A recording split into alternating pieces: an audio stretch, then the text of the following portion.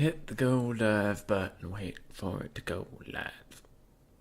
Okay, is it working? Hit the go live button, wait for it to go live. Alright, sounds like it's fine. How's everybody doing? How are we? We are in our Stormvermin playoffs with all the vermin of the Storms. Oh boy, I should pull up that picture. Image file, current standings, no brackets, yes. Brackets. Boop. So we've gone through the Skaven Slaves, the Clan Rats, we are up to the Stormvermin. Anybody on the Stormvermin tier can play in this tournament. So far we have 5 people signed up. Randomnix, Geraldo, Kiara, and Samarek are the 4 from there. And meanwhile, Blood Penguin from the Clan Rats won the Clan Rat tournament, so he had the option to either take the $10 or go up to the Stormvermin and fight for 20. He opted to go up to Stormvermin and fight for 20, so he's the 5th one there. Right. I'm going to put this on my other screen. Oh, wait. I can't do that. No.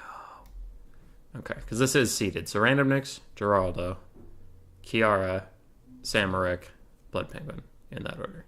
Okay. Gonna need to seed based on that. Okay, alright. It's 11:01. Chickens are done. I'm calling it.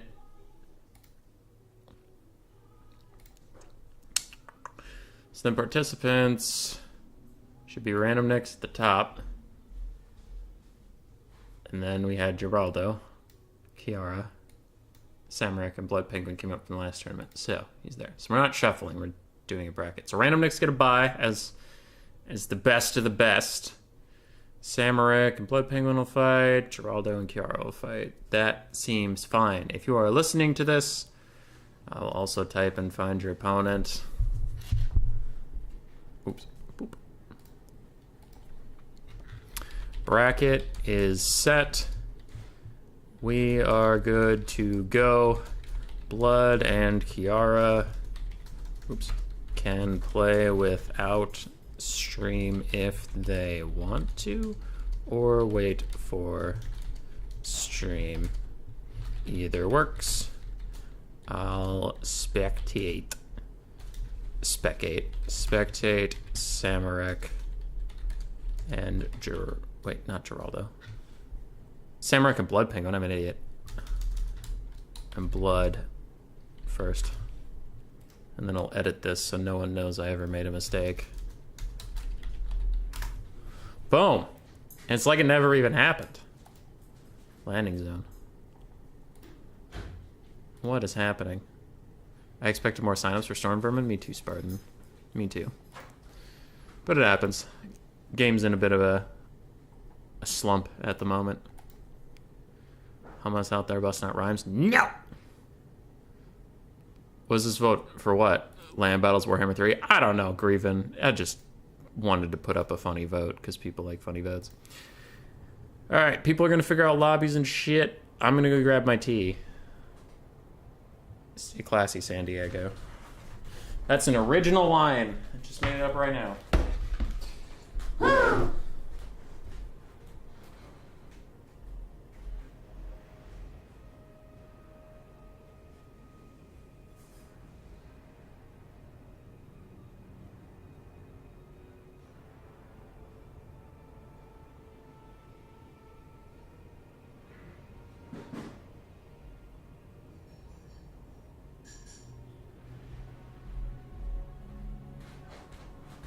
T, number 1.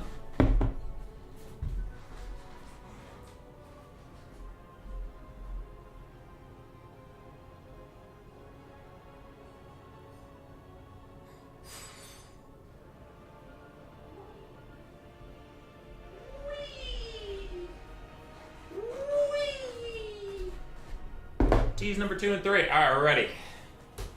Fucking ready. Shut the door.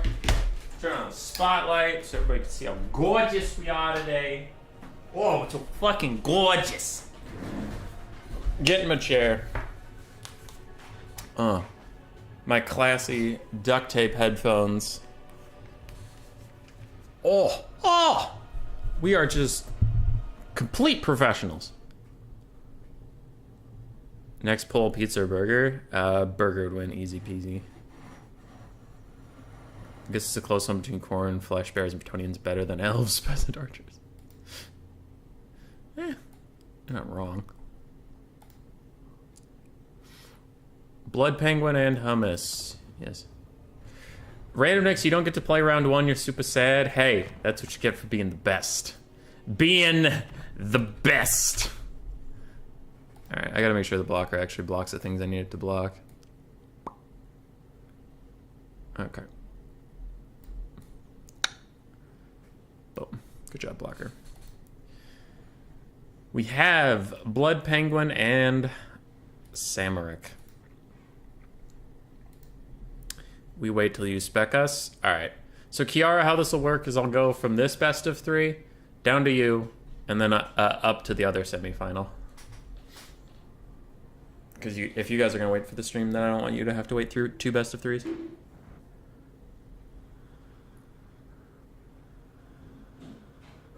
Alright. The narratives behind these players. Samaric Pale Ale is a funny lad. A memer at heart. Fun guy. Hangs around the Discord. Has played a few rounds. Obviously, if you got up to the Stormvermin level. Relatively new player. Entered with the Total War Warhammer 3 scene as far as I know. I didn't see him too much in Total Warhammer 2. Fun guy. Blood Penguin. Very good. Very good player from Warhammer 2. Really loves cavalry factions, especially Bretonian Empire. He's quite good at them. And in Warhammer 3, he usually has heavy cav even when it's not advised.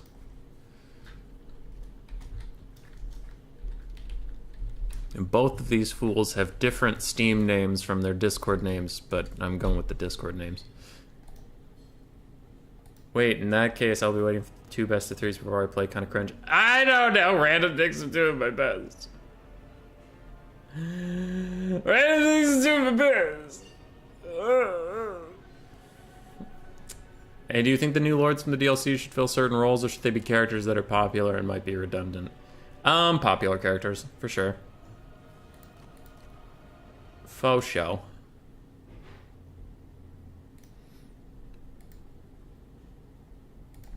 Okay. I think everybody wants to see their favorite characters more than they care about, like, niches being filled. Because especially, like, there's 2 things to consider. Is one, the campaign community just wants to play as their favorite character. If they want a niche filled, they'll just play whatever faction has that niche filled. And then, even the multiplayer community right now, it's like a lot of the factions are pretty balanced, except for the Game 3 factions are all horrifically unbalanced due to their rosters being either huge or giant. Huge or tiny. And the tiny ones struggle, the huge ones are fine. So, I don't know. But this next DLC, it sounds like they're nearly doubling the size of the demon rosters, which is good. So I feel like also throwing in a niche lord that fills something they're missing is a little preemptive. Just get the popular ones out there, then fill in with the niches later with, like, free LC or DLC. Just like, oh, by the way, there's an, Khorne doesn't have a caster. Because I know he doesn't use magic, but let's pretend. Khorne doesn't have a caster lord. Well, let's throw in an exalted blood sorcerer as a free LC attached to something else. Like, it's pretty easy to fill in that niche. But if, like, I know people were mad about, damn it, who's the Vampire Count's lady that everybody likes? She's the founder, well, not the founder, of the Lamian Sisterhood. Her hometown is the Silver Spire. She's not in the game yet and people are pissed about it. I forget her name, though.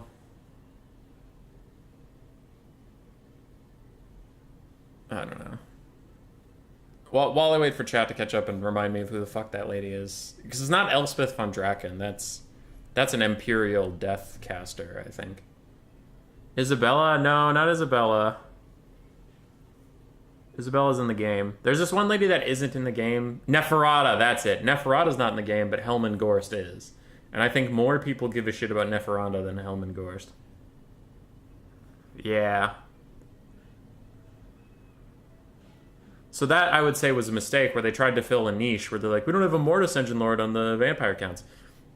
that probably wasn't their main focus, but bear with me. Even if that was their main focus, oh, we need a supportive, tanky Mortis Engine Lord. I think more people would have preferred Neferata, even if she is more similar to a traditional Vampire Counts Lord, whereas Hillman Gorst is unique. Even if he's memed on a lot, he is unique. But I think people would prefer to just have their big name that they like. Kalito wants her head, that's true. Anyone see Anticity? Anyone see Anticity turn Rubber Duck's IE Dom list yesterday? I saw it was happening, I didn't watch it. Kislev on par with Demons and better than 80% of other factions because of Unbreak passive. I just don't know enough about the domination meta to really like weigh in or know what opinions are silly or good. I glanced at the lists, but as soon as I noticed they were only talking about domination mode, I did honestly kind of check out. Alright, we're loading in.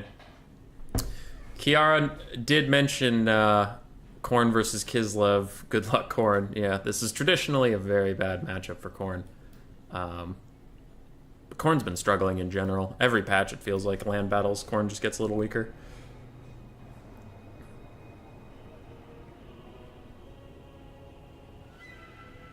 Norska was not treated well. Yeah, Norska got like a D or an F tier, I think. Warhammer 2 factions seem balanced with a few exceptions, however Warhammer 3 are not. Define not, Chasing Rainbows. Not that I disagree, I just, like I said, I literally don't know about it, so I'm curious about what you're talking about.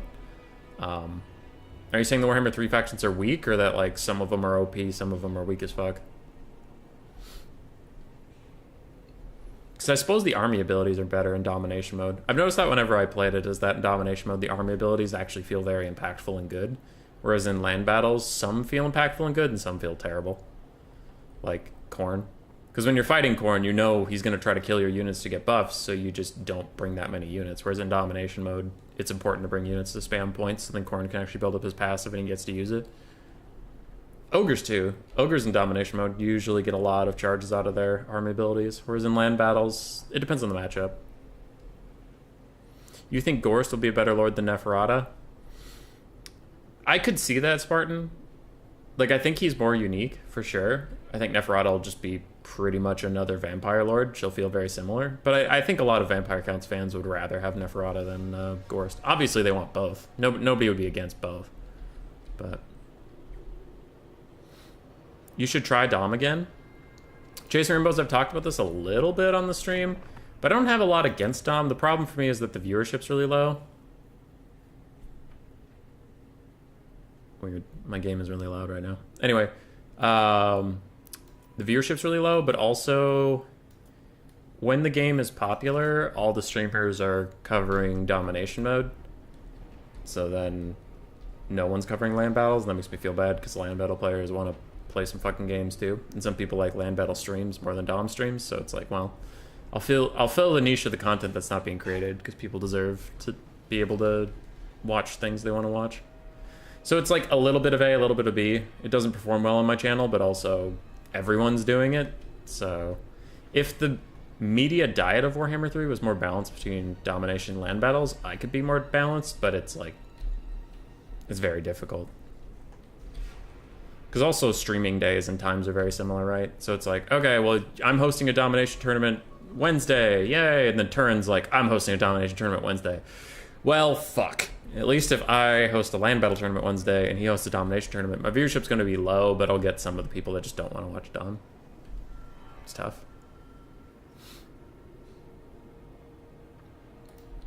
I don't care if I had 6 Norska lords that were only good at fighting. Alright. Armies have lined up and stopped moving around, so we can talk about them a little bit. For Samarek and Khorne, we have 4 Flesh Hounds, a front line of 5 Chaos Warriors with Halberds, 3 Chaos Spawn, a Herald of Khorne with his AoE buffs to try and keep them in the fight, and a Cultist of Khorne with only the Gate Summon of Blooddeaders. On the side of Blood Penguin, we have the Oath Brothers of Tor, the Warbear Riders, an Ice Witch of Ice with Ice Breath, Guardian's Call, and Frostsheet. We have quadruple Streltsy, 4 Zargard in the front, and 2 Griffin Legions. I told you, this man will always bring heavy cavalry, even when he doesn't need to. He just will. It's the Blood Penguin way. At least it's not a bear blob. I mean, there's 1 unit of bears that is true, but there's no Heart of Winter, there's no healing for the bears, so I don't think it's a bear blob. This is a pretty honorable Khorne Kislev build as far as Kislev builds go. Do we have 6 Norska Lords at all, including generic ones? No, you have 3. You have the Marauder Chieftain, Throg, and Wolfric. That is it. God, I hope we get a Famir Matriarch. I know Lore Master of Sotek was talking about that forever. Famir Matriarchs are dope. That'd be great. It'd be a caster lord, be a monstrous lord too. Only Platypus streams Dom tournaments, and he's pretty new, so low viewership, no one else is doing it. Yeah, everybody else left the game chasing rainbows. But when Turin and Anticity are streaming or do tournaments, they do Dom tournaments. Yeah. I had Domination on the Discord vote, but Warhammer 2 won the Discord vote instead of Dom.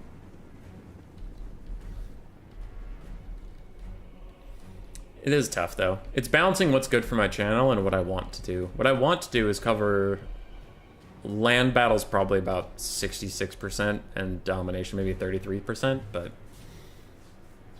you know, currently that's just channel suicide for me. I remember Famir Lord from Mixu mods, never used it though. Calling Throg a Lord is kind of sus. Kind of surprised there's no troll heroes. Like, Troll Enforcer or something. Alright, Streltsy are lining up, getting ready to shoot. The Khorne advance has arrived. Zargard are pulling back to allow Streltsy to get off a quick shot. Ice Witch is moving up a little bit. I suppose Grimhepper has some nice stuff. Yeah. Rinless, hot take coming in here. Dom sucks. Rinless, you actually played a good amount of domination in your time, so I'll trust your opinion on that. Without turning this into a domination sucks chat entirely, just like a quick 10-second of your thoughts. Why do you say Dom sucks? Alright. Zargard impaling onto Chaos Warriors with Halberds. They'll win in those trades, but the spawn do make it a little bit harder. This is the constant trouble of Khorne, though, is trying to win the front line fast enough. They will win it. They'll win any frontline fight in the game, almost. The problem is winning it fast enough that it, you know, the support doesn't rein in. And so far we have 4 uninhibited Streltsy firing. We have some spells coming in. The Oathbros of Tor are about to collide into the Fleshhounds on the side, along with Griffin Legion getting off a rear charge. But it looks like the Fleshhounds from Samarik are just getting attack orders straight through, going to pile onto the Streltsy, and they will do a lot of good damage. They don't have great armor piercing, but they have just such high weapon strength it doesn't matter. They'll punch right through those Streltsy. Easy peasy lemon squeezy. Kislev is quite ahead on the balance of power, as they almost always are. Kislev's just very favored, but the Zargard front line is suffering. So Khorne will break through soon. We have some Chaos Warriors with Halberds just sprinting straight for the Streltsy. I also wouldn't hate for these Chaos spawn to path through and get onto the Streltsy. You just need to stop them from shooting and allow yourself to win the melee fight. Soulfire Bombardment, I mean, Lightning Fire, Curse of Anra here gets cast from the ROR, Warbear Riders.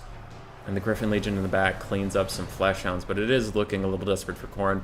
Their central area has entirely died. Their left flank is strong, but not moving forward fast enough, and their right flank is now collapsing entirely. And Kislev's just so healthy. They have 3 full health Streltsy, 1 half health Streltsy, and yeah. Oof.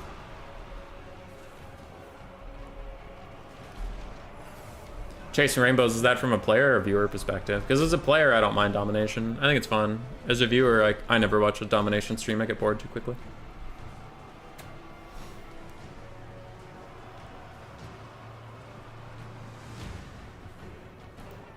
Alright. This is a foregone conclusion, unfortunately, for Samarik. He did his best, but this is why I bitch about Khorne being a D-tier faction in land battles right now. They just really struggle in so many matchups. There's, like, maybe 1 or 2 that they're decent in, but there's a lot that they're abysmal in, and Kislev's usually one of them, which is why Kiara was saying Khorne to Kislev, rip Khorne.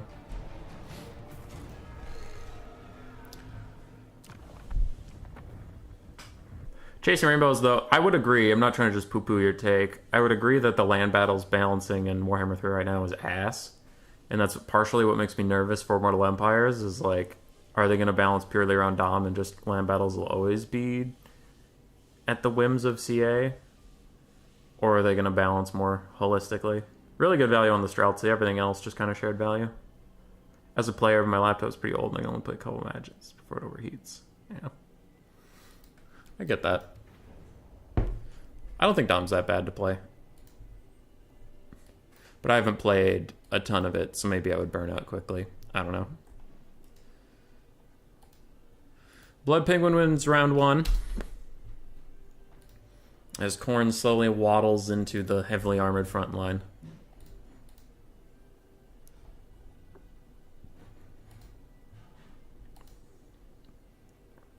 It came down to being a land battle in the end anyway, so what's the point of capture points? Eh.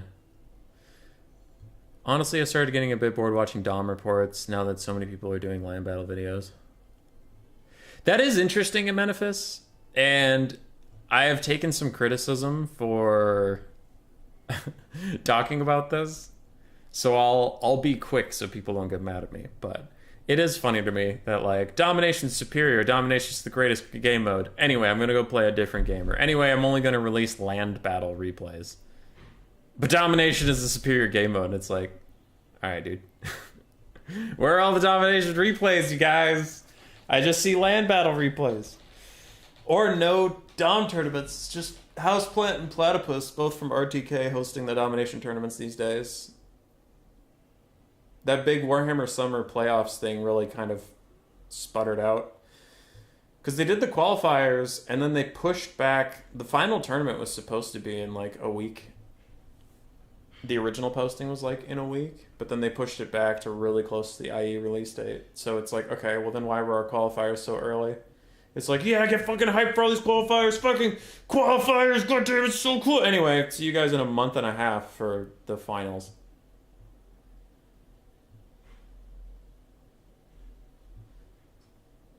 Playing is definitely better, yeah.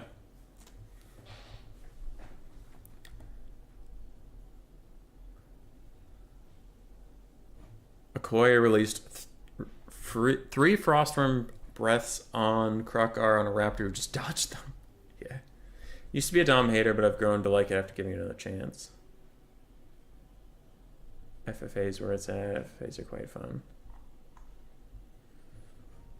Free-for-alls are alright. The main problem is getting 4 people with good computers / internet connections, because if one person slows it down, it's really brutal. On a side note, I'm pretty miffed about the way Turin is doing Season 1 Finals tournament for his leaderboard too. What's he doing, Rinless? I haven't heard about this, so I don't know how to feel. Still no early access random nicks? For you or for me? Did you win one of the tournaments? I actually have no idea.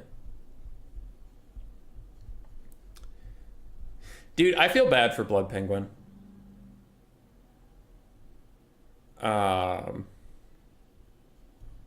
Wasn't that the qualifier? No, that was Turn's random Warhammer 2 tournament. All the qualifiers for early access stuff for that summer championship are in Domination mode, so it'd be Warhammer 3. Dude, I feel a little bad for Blood Penguin because I had a friend, an IRL friend, Mr. Overlord, has been on the channel a few times, who really likes Beastmen and Lizardmen. He always liked them.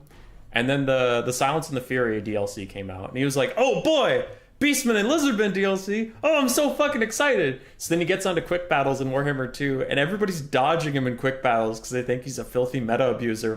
But he's just like, no, my 2 favorite factions got a DLC at the same time. And he's even in the messages, he's like, hey man, I'll play Lizardmen or Beastmen, either one, doesn't matter to me. And his opponents was like, fucking noob, and just leave. And he couldn't find a quick battle. I feel that way a little bit about Blood Penguin right now. Because I told you up front, he's a heavy cavalry enjoyer. And he played Bretonnia and Empire. What 2 factions are most similar to Bretonnia and Empire? Huh, Cathay and Kislev. Okay, what 2 factions are currently S tier in land battles? Huh, Cathay and Kislev. So my boy Blood Penguin's playing Cathay after playing Kislev, and there's going to be some people who are like, wow, filthy meta abuser. I'm like, nah. He'd play these even if they were shit. The boy just likes cavalry. Alright. Yeah, I won, but no IE for me yet. Dude, Randomnix, we had a very non-specific discussion about when I would get Immortal Empires. Let's say, I know when I get Immortal Empires, and I can't tell you. I can't tell you. It's impossible. On a completely unrelated note, imagine you were running a marathon, and somebody pulled up in a car and said, hey, quick, get in this car. We're going to rush you to the finish line. And you were 10 feet from the finish line. By the time I got in the car, started it up, and buckled my seatbelt, I could have been at the seatbelt at the finish line already. Anyway, completely unrelated. I'm not allowed to tell you when I get Immortal Empires access. Completely unrelated. That was just a random story I brought up for literally no reason.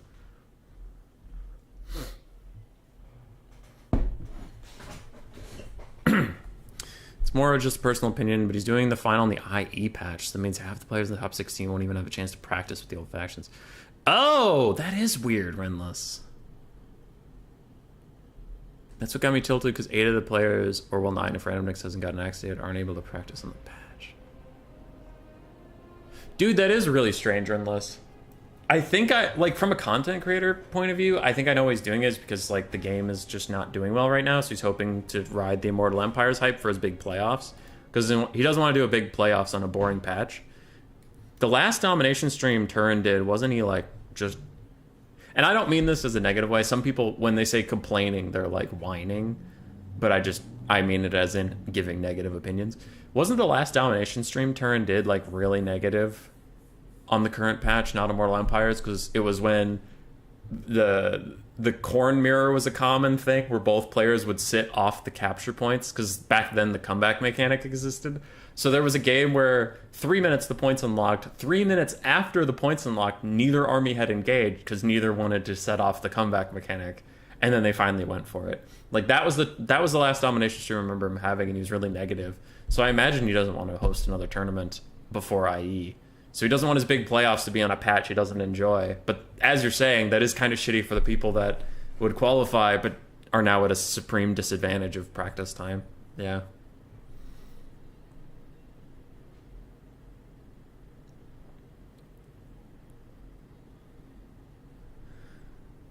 It's kind of a funny story because it mirrors what Games Workshop does on tabletop. Anytime they update an army, suddenly you're that guy, even if you played the army for decades. Yeah.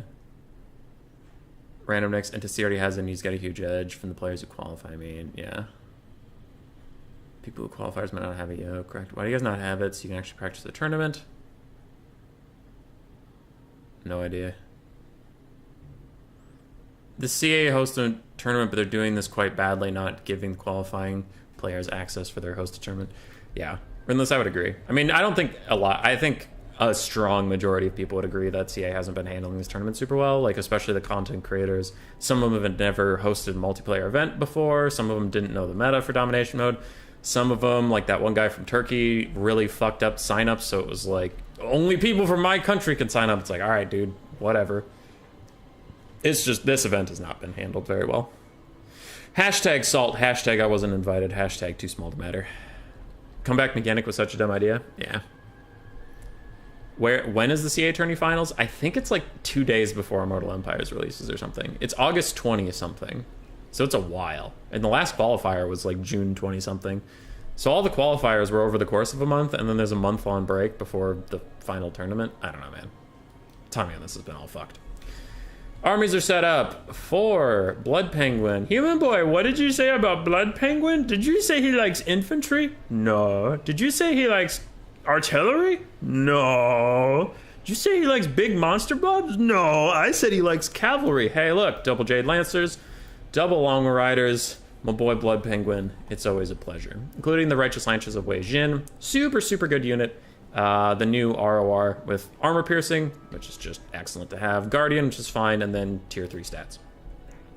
Aside from that, Peasant Long Spearmen on the ground, Jade Warriors as a front line, 2 Jade Warrior Crossmen with shields, and 1 Grand Cannon to keep the enemy honest. We have Dragonblooded Shugi Lord of Yin with Ancestral Summon, Talons of Night, and Storm of Shadows. For the other side of Samaric and Tzeentch, Chaos Furies of Tzeentch, we have 4 Chaos Furies, 1 Herald of Tzeentch with Blue Fire and Pink Fire. Front line of Forsaken, backed up with Chaos Spawn, and we have 4 Blue Horrors in the back line. This is a pretty traditional Tzeentch build, but I feel like Cathay will beat it. Yeah, I think Cathay will beat it.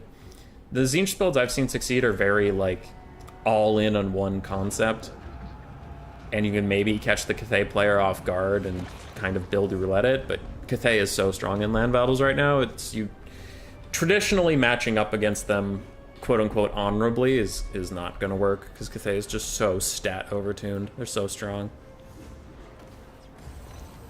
Shugi Lord is getting poked down. The quick Ancestral Summon is actually doing a good amount of damage because it's such an elite summon, but this is a largely Skaven tactic, is just throw out your summons early and block up the enemy army, and now you can see that the advance is kind of stalled, whereas you're going to hit here just fine, And then this will hit a little later, and this will hit even later, so you maybe have time to focus fire down this pocket, and then you can turn and focus fire down these. But if they all hit at the same time, it could be a little tricky to hold the line. Not for Cathay, but for real factions with real leadership problems. Do you think the Ogre ROR Cav is worth it? I personally do not, but I know a couple people have actually been really enjoying it. Francis, but I don't think the Ogre ROR is particularly good. They're on August 13th? Okay, that's good. That's better than what I had heard. Still a really freaking long delay, but better than 20 something, which is good.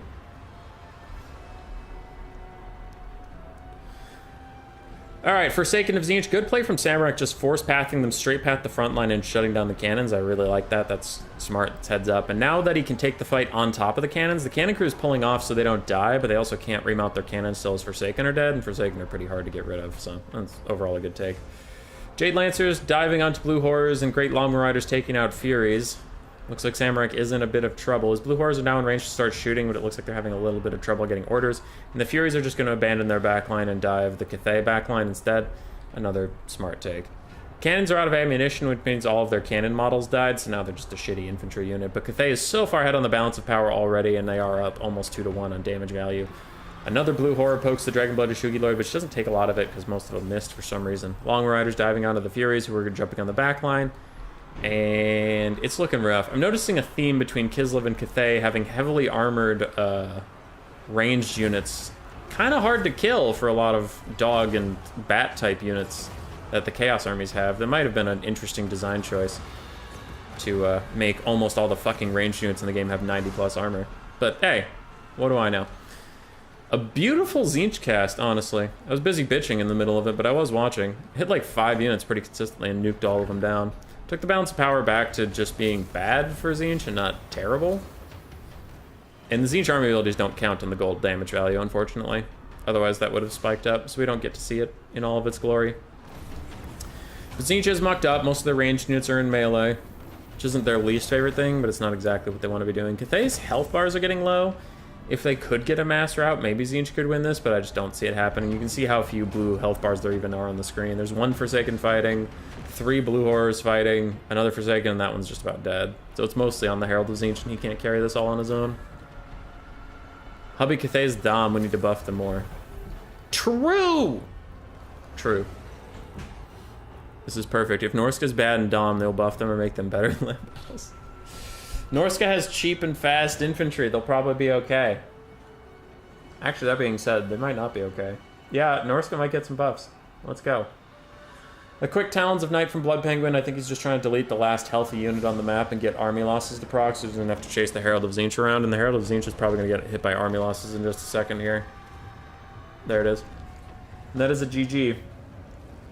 I feel like Samaric played well, and this is a lot of people's frustration with the current balance of factions in Land Battles, is like, I can't tell you a lot of mistakes Samaric made. There were a couple. He had Furies sitting above his Blue Horrors for a little too long. They could have dove the backline. It's not a big complaint. He got trashed in that game. So it's like, the factions are so unbalanced right now that it does feel a little difficult to really play. If you just take a matchup that's not good, it's like, oh god, there's not much you can do. Blood Penguin played really well too. He didn't make any mistakes, but I'm just saying, it's like, I liked Samaric's play where he dove the back line with his Forsaken, took out the cannons right away. That was really nice. Dove with his Furies onto the back line. That was nice. He did great. He didn't win, because that back line has 90 fucking armor and a bunch of leadership from Harmony, so what are you gonna do? Oh, dude, it's so sad to see. Yeah, Kiara, I'm heading over. I'm heading over. You're not Peachy, I'm guessing, right? Kiara. I can play against Penguin War while you cast the other semi or nah? If you want, yeah. Yeah, Random Nix, you can play your game without the stream. It's fine. I can cast all the games, but if you have shit you want to do, you go right on ahead, man.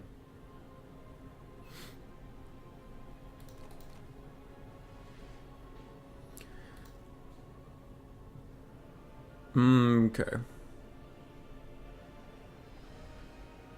Rinless saying August 23rd for the CA finals earlier. Yeah, that's what I had heard too, but maybe they moved it up.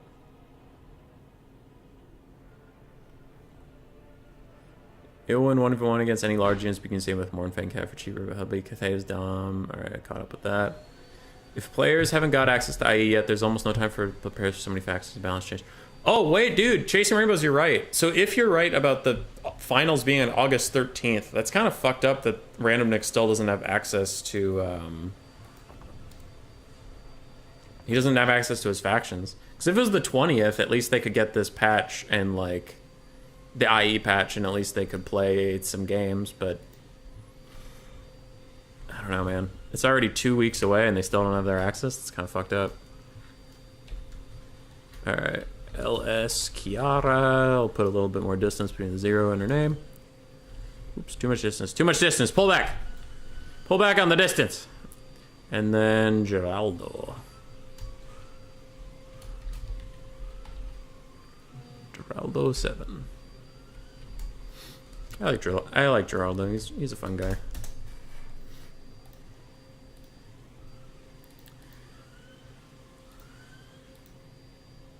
I hosted 1v1 Stormvermin. I'm in.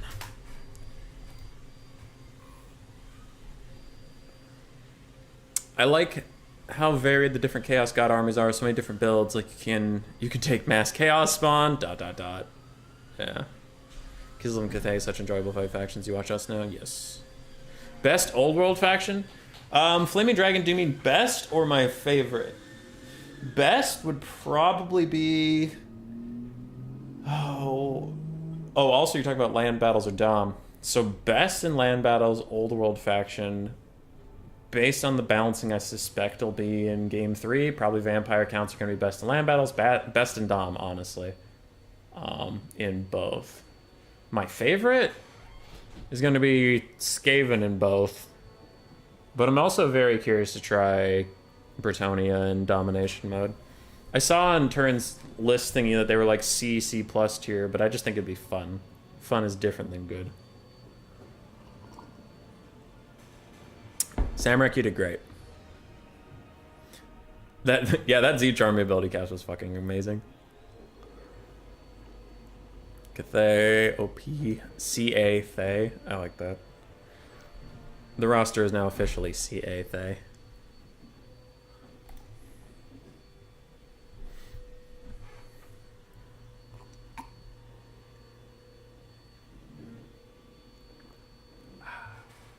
That is some good tea. Speaking of vampire counts, that has me tilted too. Just their like crazy healing, Rinless. If you guys can hear that vacuum, I'm sorry. Grace is doing some stuff, and if it's too loud, I can ask her to stop. If it's bothering you. I will say, we had a banger Warhammer 2 tournament earlier in the week where Chosen One ended up taking it all. If you haven't seen the stream, I would go back and watch it. We had some really good games. Dark Phoenix and I specifically had a great best of 3 where every game came down to the wire. It was really good. But one thing I did notice is how... And this is going to be stupid. So any of you who are veteran Warhammer 2 players or watchers are going to be like, no, duh. But hear me out. Healing is so strong in Warhammer 2. It is. I think I got used to it while playing Warhammer 2. And then Warhammer 3 broke my concept of healing because the healing is so strong in game 3 that I kind of rose-tinted glasses to Warhammer 2. You know, where I was like, the good old days in Warhammer 2 and healing wasn't so fucking broken. And then I played that Warhammer 2 tournament, and multiple times during the night it happened, but the most specific one was when I was fighting Wood Elves against Skaven with a Dark Phoenix, and he was Wood Elves. He heal-capped his Ancient Tree Man, and I killed it. He heal-capped his Lost Sylvan Knights. He healed up his Waystalkers a bit, and I used all of my ammunition on all 5 of my Jezzails. Each of them got around 1,600 value. So, like, I think my damage total was somewhere around 16,000. Like, that's not a joke. I legitimately think it was around 16,000. So I killed an army and a third of an army killed, not even routed off the map. I killed that much in gold damage value, and I think his gold damage value against my Skaven was like 5,000 or 6,000, so he killed half my army. But a lot of my I know a lot of my value was lost in ammunition, and he doesn't get gold value for me using ammunition. I understand that, and I'm a low leadership faction, so he chased me off the map. But the fact that he won that game with all of that fucking healing made me go like, holy shit, healing's always been really strong. I just kind of blacked it out. And then, like, now with healing being stronger in Game 3 and all these factions coming to Game 3 and, like, the lore of life exists. I kind of forgot that, because Nurgle exists, but he has a single target heal that's expensive, or he has an AoE heal that's very expensive, and then he has an army ability heal. Like, Nurgle has a good amount of healing. Khorne doesn't. Slaanesh has okay healing on their lords that isn't that great. It's very situational. Cathay has healing if you take Miao Ying with only Earthblood. Tzeentch has healing if you take Kairos with only Regrowth. Kislev has a fuck ton, not pretending that they don't. And then Ogres have Troll Guts, which is single target and expensive, or Butcher if you can get their army passive all the way up, right? That's like a good amount of healing. But the lore of life is on so many Warhammer 3 factions. It's super prevalent, man. So Earthbloods are going to be everywhere, and they're strong now with percentage base. Regrowths are going to be everywhere, and they're super strong if you have a single entity you want to keep alive. Vampire counts healing auras are going to be strong as shit. Like, I don't know, man. I was just realizing that healing is going to get even more powerful because, like, we get actual lore of life, not bastardized lore of life through Miao Ying and Kairos Bitchweaver. Yeah. That'll be interesting.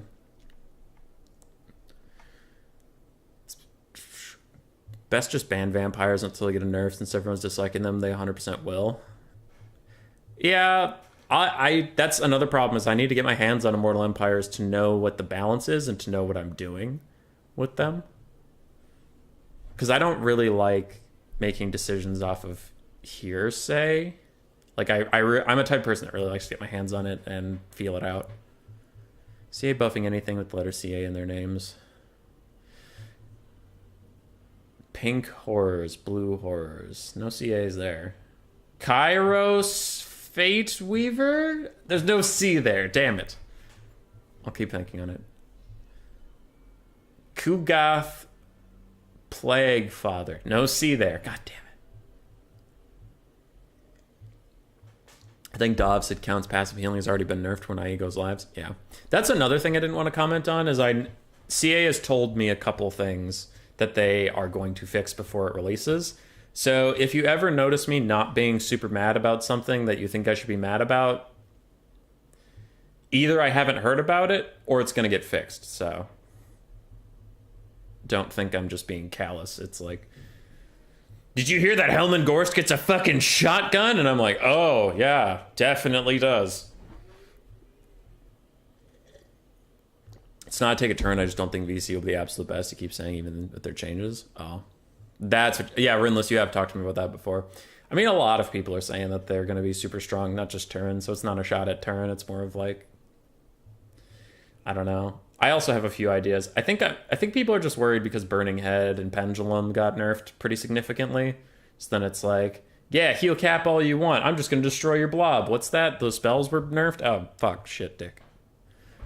I wonder if Festus will get his army plus 25% healing cap and MP. Is that a thing that he normally gets, Amenephis, or are you just speculating? Okay, it's campaign only. Lizard healing will be broken. Probably the best faction after vampires right now. What healing do they get? They have Lore of Life. They have Apotheosis from Mazda. They have the Revivification Crystals. Yeah, I guess they have some good healing. Cries and Norska. Yeah, Norska doesn't have shit.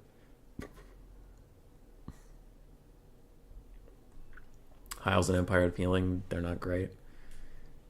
Oh, they're not great. I'm not saying healing alone makes you a great faction. I'm just saying we're going to get a lot more healing in the game. A lot more. We did it, boys. We make it. CAs and Norska. They're nerfing Norska into the ground because they don't want to show their CA biased. Mammoth is the best monster in the game, after all. I heard Helman Gorst gets zombie Iron Hail Gunners. That'd be really funny. Neckbet won an entire tournament where we were using campaign you can take campaign exclusive units, and having Sylvanian handgunners plus the vampire counts deck bet was just destroying people, and it was very funny. All right.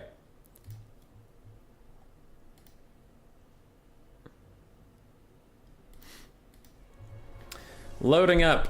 So, Kiara is the resident Demons of Chaos enjoyer. She is a big fan of them, and I have told her, and I tell anybody in my tournaments, you can play Demons of Chaos if your opponent allows it. They don't have to allow it, and if you pressure them to allow it, you're being a dick, and I will get mad at you. But if your opponent doesn't care, I don't care. The only reason that they're passively banned is I know most people don't want to play against them, and it's in the interest of most people to make the game fun. But if they don't care that you're playing them, I don't care that you're playing them. That's really the end of story. Now, if your opponent allows you to play them, then after the game gets mad at you for playing them, that sounds like their fucking problem. Anyway, if anybody's wondering about Demons of Chaos, that is why they are here, and that is my consistent ruling on it, is ask your opponent. If they say no, leave it alone. If they say yes, sure.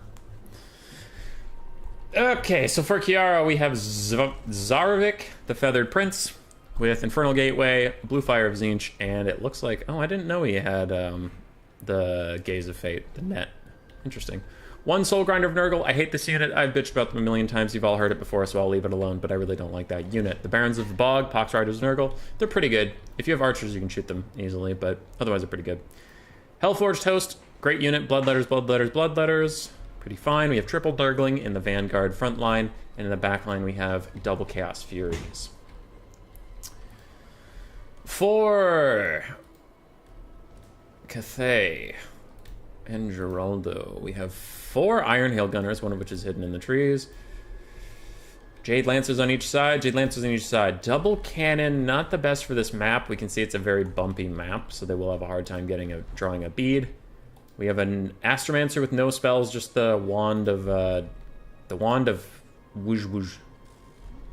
Wand of Cloak? Wait, the Cloak. Okay, cool. Cloak of Pomei, that gives a bunch of Winds of Magic regeneration, as long as he's not in melee combat. Final Trance from the Alchemist. From the Lord in the Sky, these are some expensive spells. We have Cloak of Jet, Storm of Shadows, Ancestral Warrior. So no Talons of Night. Okay, so that's not as expensive then. I was worried that it's like, there's only so much Winds of Magic to go around, my dude. Bunch of Peasant Long Spears, Jade Warriors with Halberds. Yeah. I don't hate this build. So one of the weaknesses of Demons of Chaos is they're usually very Lord reliant. They tend to have one OP-ass super strong Lord, and then a bunch of pretty meh units, because they can't take any mortal units, so yeah, these are all like expensive ass units, but without support, expensive units are just targets. You know what I mean? Like, Forsaken and Chaos Spawn aren't strong because Forsaken are strong, or Spawn are strong. Forsaken and Spawn are strong together. Same as, like, an all-ogre frontline. Like, people bring Noblars, and Noblars are shit. Why would you bring Noblars? To protect your ogres. So they're not just 1v5. Like, I charged into Spearmen, there's 5 Spearmen for every ogre. It's like, well, we have some Noblars distracting the Spearmen while the ogres get in these big hits. Same thing for Demons of Chaos, but they just don't have chaff or support. You have Nurglings, but that's about it.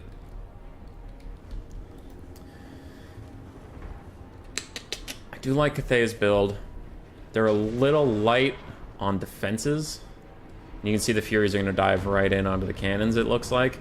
And they're trying to shift back something to defend. Jade Lancers are over here. They could get a nice charge off. But for right now, it's just the Hero Corps trying to protect these cannons, and they're taking a walloping.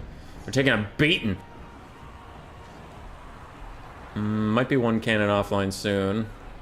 Maybe both. Nurglings are already plowing into the front line of the Jade Warriors, while the Bloodletters advance. Hitting a little bit early, for my liking. If there's no archers or anything that you're trying to shut down, you should probably wait for your Bloodletters to get up here, otherwise you're just taking free damage, but it's not going to matter too much. Jade Warriors with Halberds aren't going to clear out Nurglings particularly fast. And with the Soul Grinder, some spell support, and some Furies, we already have one Iron Hail Gunner also routing, so very nice start from Kiara, routing off 3 of the 7 ranged units. Half the range capacity of Cathay is down. Zarek is going to net down the Lord and then try to cast a quick Blue Fire, gets a solid hit, but the Shugi Lords are the Eagle casters from last game. They're nearly impossible to hit with like a good charge of missile spells. They dodge out of the way and stuff, so that's a little brutal. Didn't notice there was an Ancestral Warrior summon on the back from Geraldo trying to defend his cannon pieces. Unfortunately, it's just going to be a wasted, expensive summon. Rip Cathay. Kiara is off to a great start, about 2-1 on the damage value. And Bloodletters are chewing through Peasant Longspears and Jade Warriors pretty effectively, especially because there's no Harmony bonus. There's no Harmony bonus up here at all. All the ranged units have been routed off. So you can see a Peasant Longspear back here has 24-30 melee stats, but without that support, 20-24, yeah. It's losing about 20% of your effectiveness there. Soul Grinder Nurgle is still firing in. It looks like he's trying to hit any clumps of units that he can. I think it's a pretty good cast right there, and Infernal Gateway follow-up is going to mean both these units will rout. Pretty sure. Don't see them surviving this. Cathay is in dire straits. I'm not sure what they can do about this. They're really not getting a lot of damage value off at all, unfortunately. No archers. It was an overcommit on Iron Hail Gunners, most likely. Because they don't have good line of sight, so they have to shoot things that are either tall or flying. And there's only one flying thing, but they can't kill the front line of Bloodletters with Iron Hail Gunners.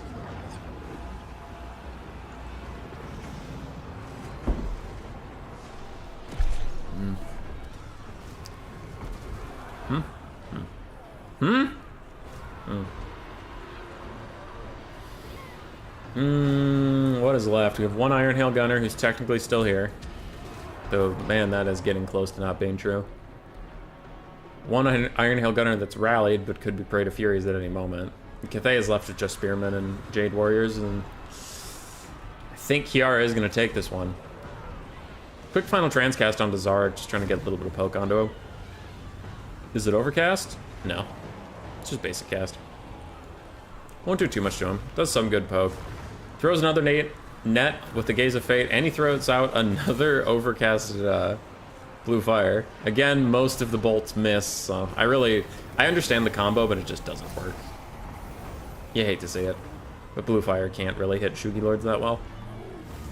Which I should be happy about, because blue fire is one of the strongest fucking spells in the game. And I've been scarred by it, but also Shugi Lords are so crazy good that I guess it's two crazy good things combining, and I just don't know how to be salty. Let me know how to be salty.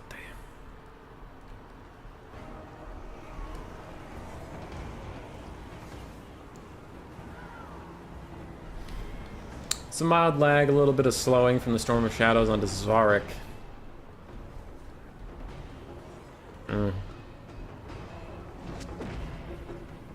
What is that? Cloak of Jet? Oh, Cloak of Jet cast onto the Shugi Lord of Yin. Just trying to get some Winds of Magic back, but ever since the Infinite Winds of Magic changes, I don't think that's worth it, because you only get back, I think, at most 3 Winds of Magic for casting 4.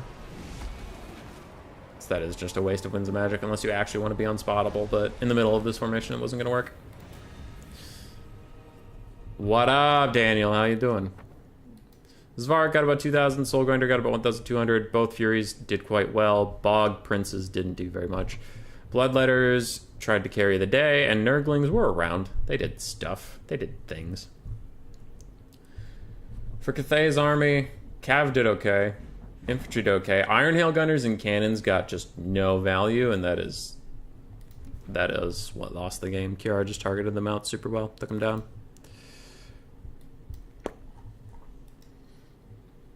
Kiara's up 1. Demons of Chaos 1-0. Are they broken? So OP. Yep.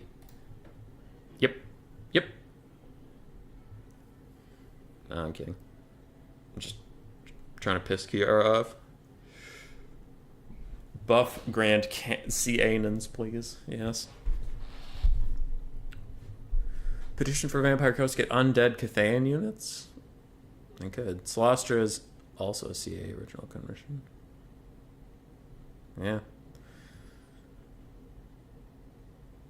It's funny that's not a Warhammer 2 faction that's the strongest in IE, but a Warhammer 1 faction. The vampire counts? Yeah. Pretty strong. Me? I'm doing alright. I've been a little tired recently, but it's good.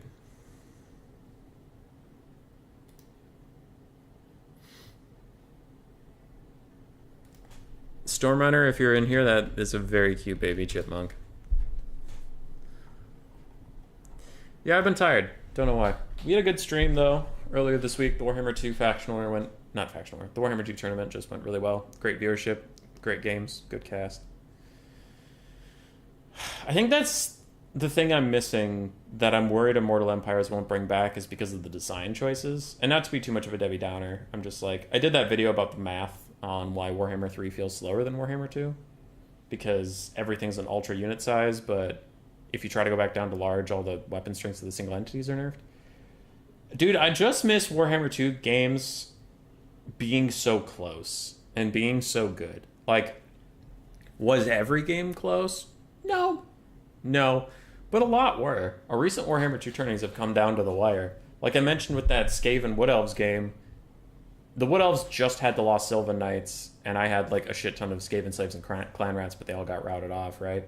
I had a different game where Grom the Paunch, if he had landed one more hit on the Vampire Lord, I would have won, but instead I lost. There was Lokir Fellheart trying to solo an entire dwarf army, and he actually did it pretty well.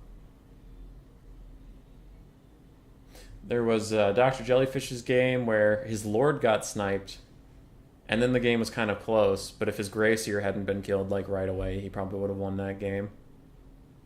There was Hanadins and Tretch going back and forth on the skirmish game where Chaos was trying to kite out the Beastman, and it was going okay, but a couple key mistakes brought it down to if the Dragon Lord landed a charge attack onto Torox, the game was going to end and Chaos would win. And if Torox didn't die, Beastman would win. So like there's a lot of those situations, whereas today the games I've cast have been fine. The problem is how the game is balanced. This is like earlier Samaric played his ass off on a build, but I literally told you as soon as the battle started, I'm like, oh, this is a standard Tzeentch build versus like this is a standard Tzeentch build, period. But it's versus Cathay, so Cathay is going to win. And then both players played really well, and Cathay won. It's like, okay, cool. Or like, we were talking about Kislev into Khorne. It's like, oh, this matchup's so bad for Khorne that they have to outplay. And Samaric didn't outplay. He just played as good as Blood Penguin, and then he lost. And it, like, it's not terrible. It's just I miss what Warhammer 2 could be. And it feels like Warhammer 3, close games can happen. I'm not trying to be, like, a little bitch. Just like, close games never happen. Never. Everything is stupid. But they're rare. They're more rare than Warhammer 2. I think it's fair to say. So I think that's what I want back from Immortal Empires. The biggest thing I want is just games to be close again. Stuff to not be decided at army pick or build phase or anything like that. Like, I just want the gameplay to matter more than meta knowledge. And it feels like Game 3 is a lot of meta knowledge. I don't know. I see less things like Crabbling and Felcon where they can just take fun armies that they enjoy and still win games with being a better player than you in Warhammer 3. Like they did in Warhammer 2. In Warhammer 3, Crabbling still is very interesting to watch, and he has extremely cool builds. But when I say extremely cool builds, it's in the context of Warhammer 3 where, like, as Nurgle, he takes the Rotfly Lord. Other than that, it's a meta army. But seeing that one cool pick is like, hey, that's a cool pick, and it is fun to talk about. But, like, that is the extent you can do cool picks without throwing the fucking game.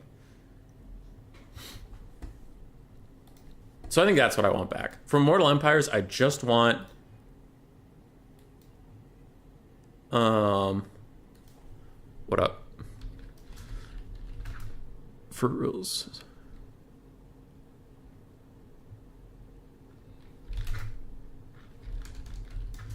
Okay. Sorry. Kiara was asking me an army building question. Yeah. So that's my big thing is I will call Immortal Empires a success, even if it's unbalanced, even if it's buggy, even if it's all those things. If it is two things. One, playable. It's not crashing. We can find lobbies, all those things. And two, games are close. Like, games are close at all. Now, sure, maybe Vampire Counts is broken. That could be a thing. But if I take Vampire Counts out of the tournament, our game's going to be close. That's all I want to know. Whereas, like, right now, if I take Cathay out of this tournament, if I took Cathay out of this tournament right now, would the rosters be any closer? No. They're too fundamentally unbalanced. Kislev would dominate the tournament because Cathay's gone. Tzeentch is an okay second pick. Nurgle's good if you have counter pick. Ogres are overall, and Khorne and Slaanesh would still struggle, even with Cathay out, right? So there's not an easy fix of just banning an OP faction. It's just because the matchups presented to us aren't close. But if IE comes in and we have close, fun matchups again that can be selected, even if there's some broken ones, if the close ones exist again, I'll be happy. Because I like close games. That was my rant. Thank you for attending.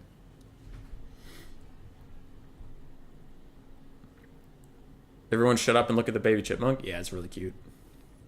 Channel has seen some growth recently, Chasing Rainbows.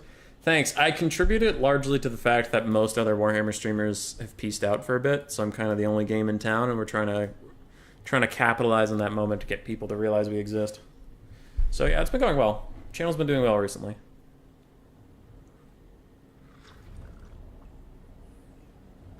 Because they are the protagonist faction. Grieve and I would agree. Warhammer 2 was a whole skirmish cav fest in the end, at least. Danielle, I will agree. It was not perfect. It was not perfect. A lot of skirmish cav.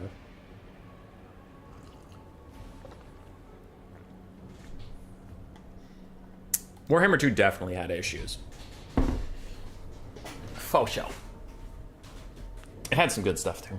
Warhammer 2 Land Battles greater than Warhammer 3 Dom, greater than Warhammer 3 Land Battles, greater than Mirror Batches. Yeah. Chasing Rainbows, I would agree. At the moment, Domination is better than Land Battles in Warhammer 3.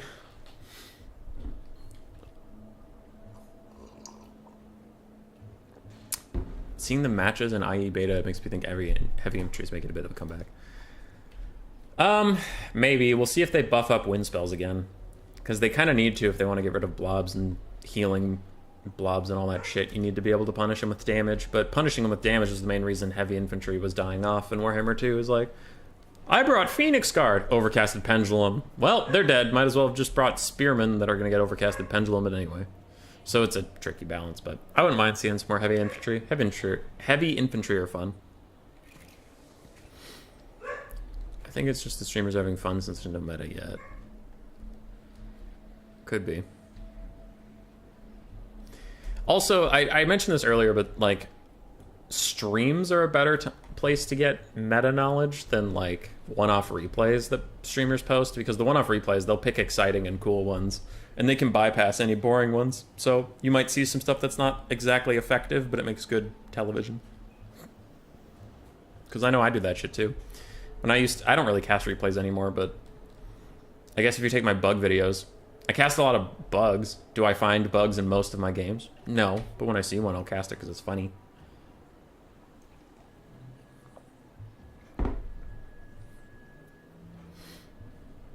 CA spy confirmed. Oh yeah, Hazel's out there being a pup. She's hanging out with her mum. Alrighty, what do we have here? Geraldo is on Ogres versus Kiara's Tzeentch. This matchup's tough for Ogres. I've been experimenting on it. I have a couple things I kind of like, but I still have troubles winning it consistently. I was playing a little bit with John FB one night. But I like this matchup. It's fun from the Ogre side. Even if it's challenging, it's fun.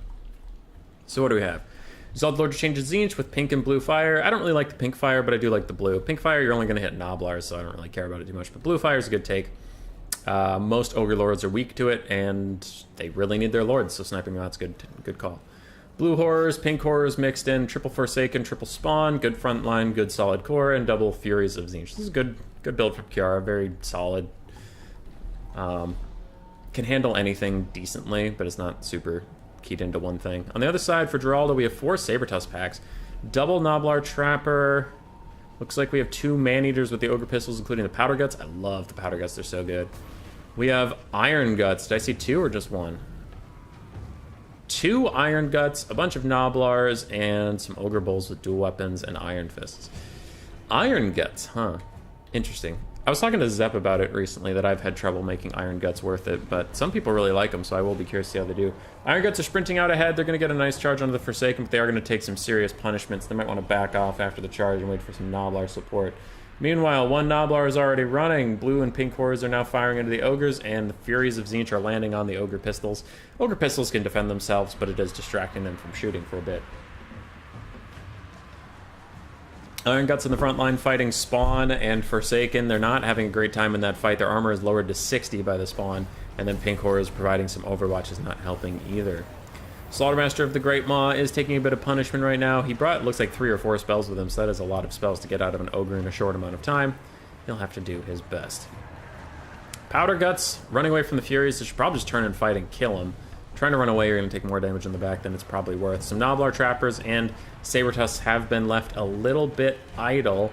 They need to get active. Saber-Tusks can't beat Horrors one-on-one, but you can at least stop them from shooting your front line for a bit. But things are going very heavily Tzeentch's way.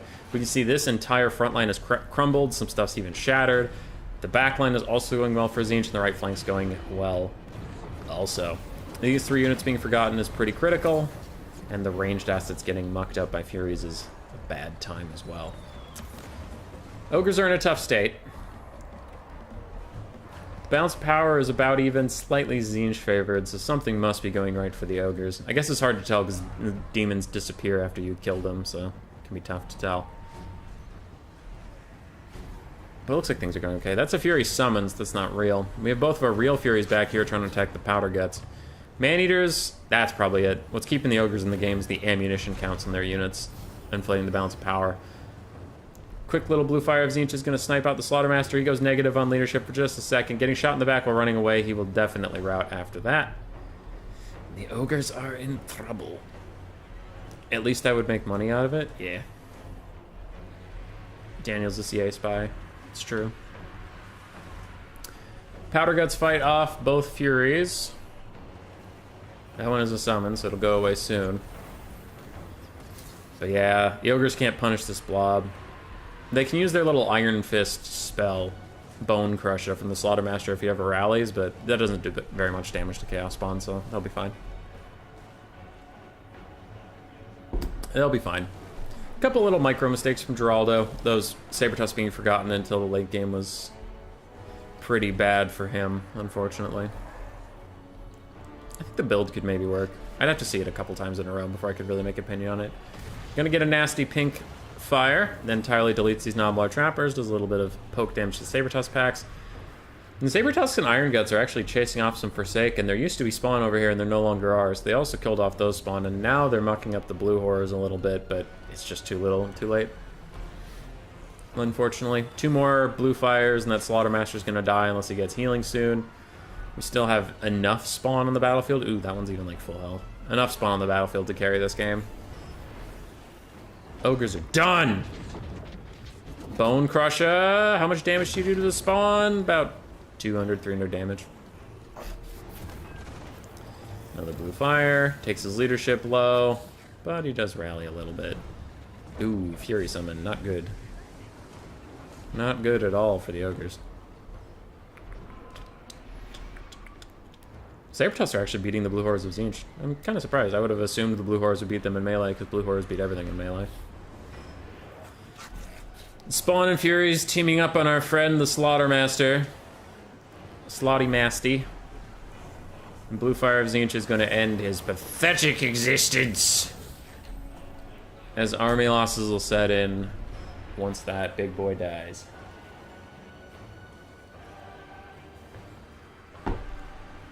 Just wait for it. As soon as he dies, army losses, I promise you.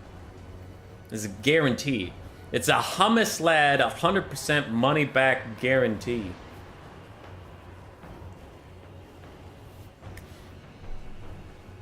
Oh, 400 health.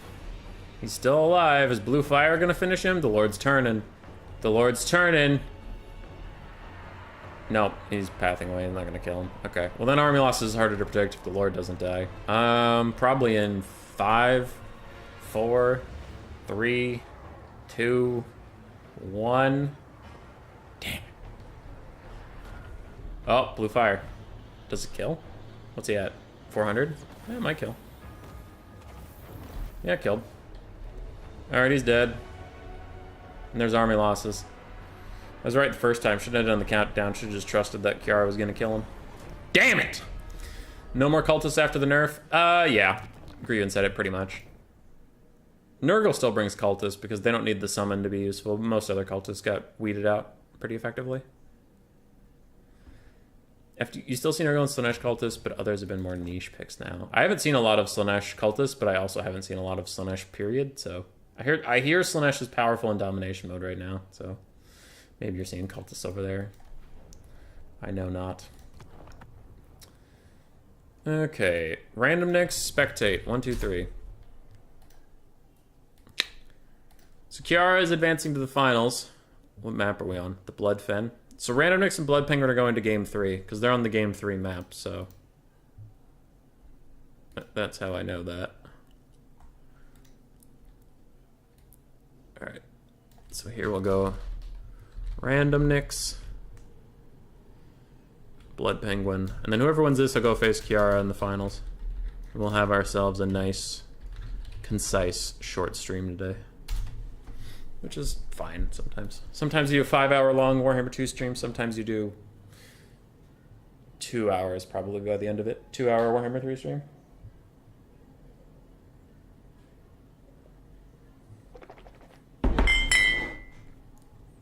Zinch Cultist was niche even before the nerf? Yeah.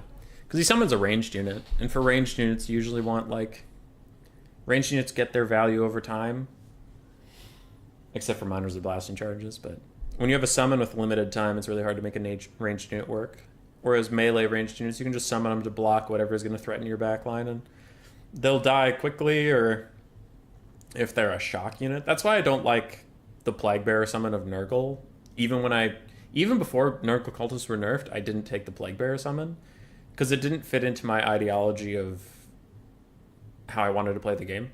Because I use summons either, as I said, to disrupt someone running up to me. So you either need a fast summon or a tanky summon to disrupt what's coming up to my backline to defend my backline. So use it defensively, or for Skaven Plague Monk summons, you can use them offensively. Vampire counts, you can use zombie summons offensively to like summon them onto ranged units so they stop shooting, so it helps your offensive capabilities. Those are the 2 times I like summons.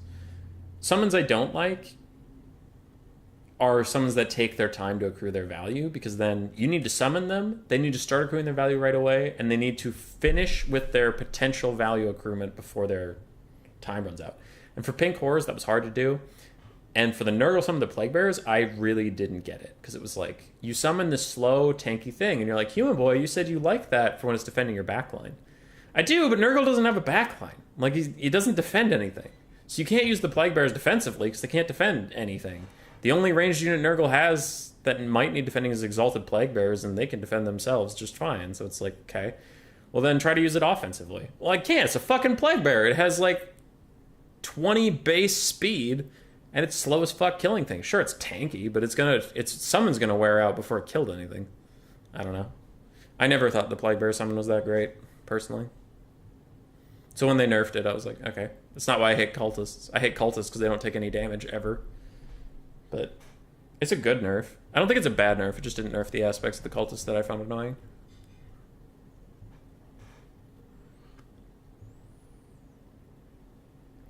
Norse Cultists are still niche. You just never see them, though. That's true, because they're not real. You liar. Other 3 Cultists can fight in melee. The Zinch one can't. Plus, he's a redundant caster. Yeah.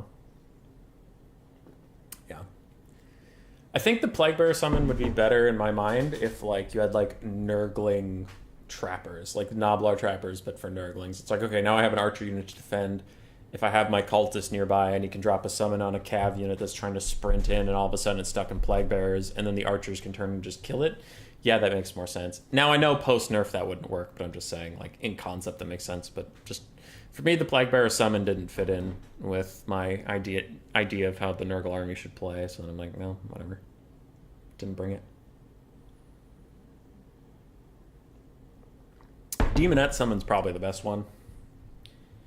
Khorne's Bloodletters are okay. They're fine.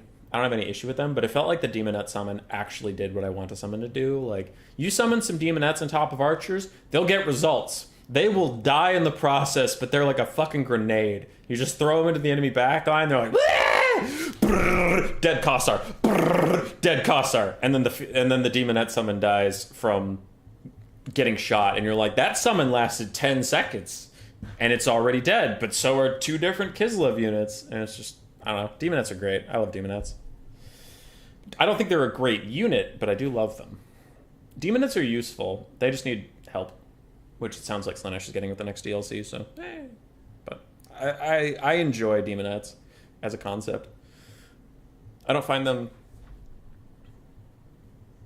They're balanced, I guess is all I'm trying to say, is they do a shit ton of damage, they're very fast, and they have some physical resist. But they have almost no armor, They have no protection from ranged whatsoever, and they have no healing. And it's like, okay, yeah, it's a good unit. It's fun. In my opinion, it's fun to play against and fun to play with, which is just a good unit. Bad units are units that are fun for neither player, fun for one player, in my opinion. Like, I always bring up Tracer from Overwatch. I hate Tracer's design.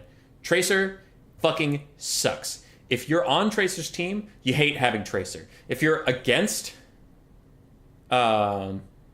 Stormvermin when we get Skaven. If you're on the other team, Tracer's constantly poking you and dashing around. You're just like, God, that fucking annoying bitch. And if you're on Tracer's team, you're like, great.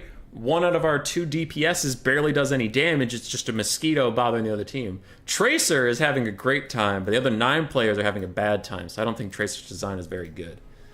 That's how I feel about some Warhammer things, where it's like Torox. You know what I mean? Torox is fun for the Beastman player. It's not fun to play against him. Or it's just like, you know, I put monstrous infantry between you and my archers. I path through them. What? But they're monsters. I path through them. Okay, Torox is on my archers now. Okay, cool. Well, I have my lord, Deathmaster Snitch, right next to a Hell Pit Abomination, so you can't get him. I knock him 50 feet away. What? I knock him 50 feet away, and I'm gonna follow him. Okay, well, your Minotaurs are all clustered up in front of you. I walk through them. My Rat Ogres are all clustered up in front. I walk through them. The Hell Pit's gonna follow you? It gets stuck. Why does it get stuck? I don't know. Snitch is dead. It's like, yeah, bad character design. Not very fun to fight. Alright.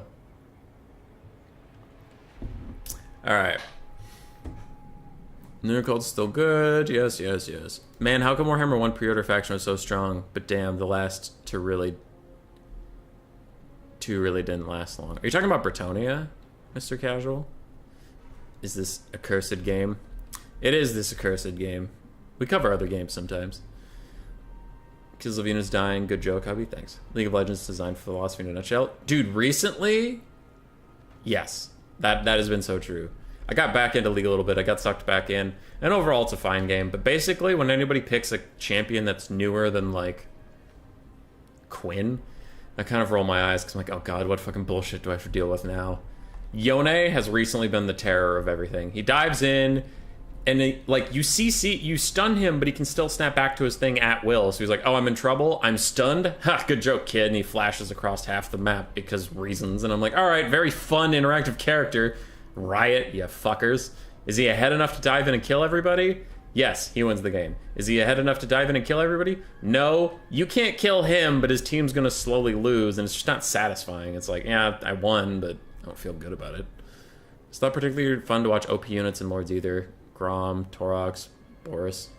Boris? Oh, Boris Ursus? I think I meant Boris Toddbringer from the Empire, and I'm like, alright, Boris is an OP. I'll die on that hill. He's good. He's not OP. Nyla's trash, yeah. Don't you love Master Yi with a 55% win rate? No! No, I don't. I don't think I have to. Alright, I'll catch up with Amenephis' comment soon, but I should actually talk about the armies. Random nicks. We have 2 Kossovite dervishes. We have the Tsarina Katerin with Heart of Winter and Frostfang, Winged Lancers in the trees, Armored Kossars. Kossars are spears, Kossars. I saw this army behind the blocker before, so I know what it is. We have 8 Kossars, some with spears, some without, another Winged Lancer, another Armored Kossar, and double Little Grom. For Cathay, Dragonblood Ashugan and Lord of Yin with Towns of Night, Ancestral Summon, and Storm of Shadows. The usual Blood Penguin brings. We have the Righteous Lances of Wei Jin up in the sky, the Great Longbow Rider ROR. Unfortunately, my boy Blood Penguin did not bring any other cavalry. He has done this once before, and it makes me the great sad. He did bring double cannon, double Celestial Dragon Crossmen, a bunch of Jade Warriors, including some Halberds, and we have some Peasant Longspears in the back. Now, another thing that concerns me is the same thing Geraldo ran into in his game, is that these cannons, while neat, Warhammer 3 map design is an interesting creature, and he will have a hard time seeing shit. This is incredible when somebody figures out to put Torox in the giant glowing spot. Yes. Massive passive. When I heal when I hit in melee. Average new champion passive. I kill your entire team and can revive dead people. It's an old meme, dude. It's a very old meme, but it's so true that, like, you read, like, Malphite's old... I forget what his passive is now, but his old passive was, like, Yeah, he gains like 10% extra armor from armor items, and he gets a shield if he doesn't get hit for like 10 seconds. That's his whole passive. And then fucking actions passive. If you attack an enemy, they are marked. And if you get like 4 of these marks, you do extra damage. And if you attack if a marked enemy kills a nearby person, they become supermarked. And a supermarked enemy, if you kill them, you revive any allies they've killed within the last couple seconds. Also, if you're within this much range of a wall after using this move, you'll go invisible. And it's like, that was his fucking passive. This guy has 4 abilities left. My eyes hurt. I can't keep reading this. I'm trying to play a fucking game. Yeah. Ooh, big mistake here from Blood Penguin. He didn't notice the Cosified Dervishes that Randomnix put up in Vanguard in the trees. Now he is moving Spearmen to try and stop this, but it is too late. The Cosified Dervishes are going to shut down both of his cannons. And it looks like the Little Groms have been extremely punishing the Righteous Lances of Wei Jin here. Randomnix off to a great start in this game. Already 1,600 value to pretty much 0. One cannon is down. The other cannon is well on the way. That is a brutal start here for our boy Blood Penguin. I missed the Warhammer 2 Kislev guy. Who was that? Mr. Casual wasn't just a reskin of an Empire guy? Oh, do you mean in the campaign? Yeah. In the campaign, that guy was funny. So Randomnix now, after isolating and destroying both cannons, though it looks like this one actually might rally a little bit. Okay. But after isolating both cannons, mostly, he can just Little Grom kite for a large portion of the game. Blood Penguin's going to be forced to stumble after him. He even could just get a bunch of Huzahs evolved, so... We're getting kite back. It's not just blobs running into each other anymore. Now it's kite time. Without Blood Penguin's beloved cavalry, he only has the Righteous Lances who are so low they can't really contest, so Randomnix has complete ownership of the backfield now, and these cannons are totally dead. Blood Penguin can't chase him down, so he's just abandoning the effort.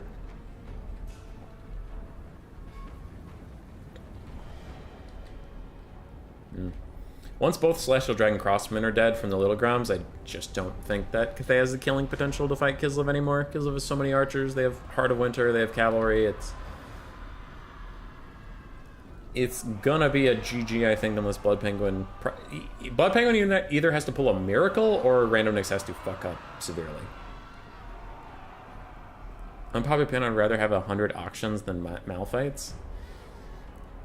Do you mean the champion archetype, or do you mean the simplicity of their kit? Because I was just talking about the simplicity of his kit.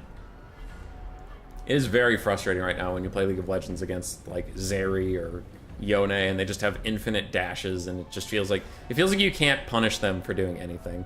I was playing last night with Platypus, and we had a Zeri, and he was Talia, and we ganked. And every time he ganked, we would kill Nami because we could get Nami. We just ignored Zeri's existence because she could just always get out. Like, she could always jump over any length of wall with her stupid wall ride. And we're like, alright, well, let's just not interact with this character in this video game because it's not worth our time. And to me, that's just bad design. But, yeah. If you're talking about, like, the fact that Malphite is super tanky and dives in, that would be more of a discussion than his simplicity. So I think simple things can be fun. Nice little Frostfang cast is going to do some good damage to Celestial Dragon Guard. I'm actually surprised Arena's even taking this fight at all. I feel like Randomnix could keep kiting. Speaking of which, one of his Little Goms caught up by the Shugi Lord. She doesn't have good armor piercing values, but she has strong enough melee stats that she can actually do pretty good damage to Little Grom, like we're seeing.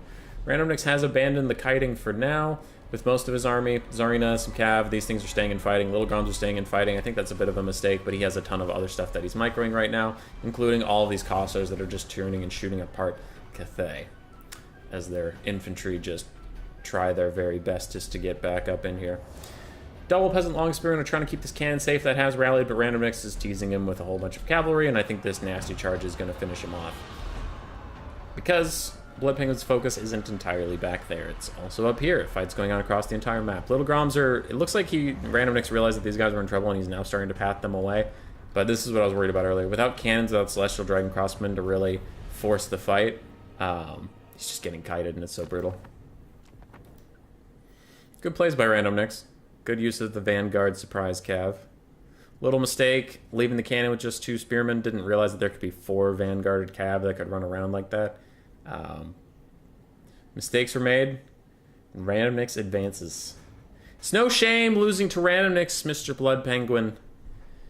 He's one of the greats.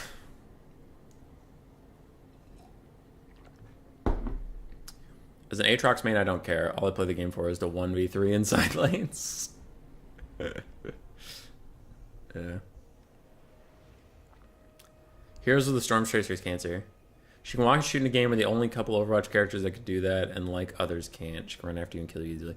Dude, I remember Grievin when they first... I stopped playing Heroes of the Storm right when they added Tracer.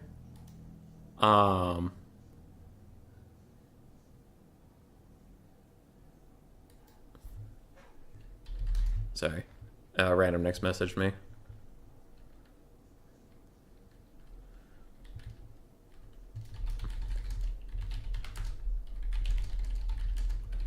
And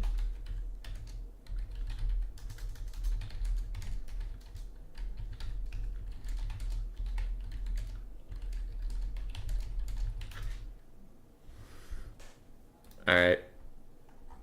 What were we talking about? Yeah, I stopped playing Heroes of the Storm right around when Tracer and Lucio got added. That was just when my friends and I fell off on that game. But I do remember Tracer being extremely annoying. Because it was just like, okay, well, you have a million dashes and you're super fast, and most of the characters in this game aren't, so let us know when we're allowed to play the game with you. That's about it. And she wasn't that OP. She didn't do that much damage.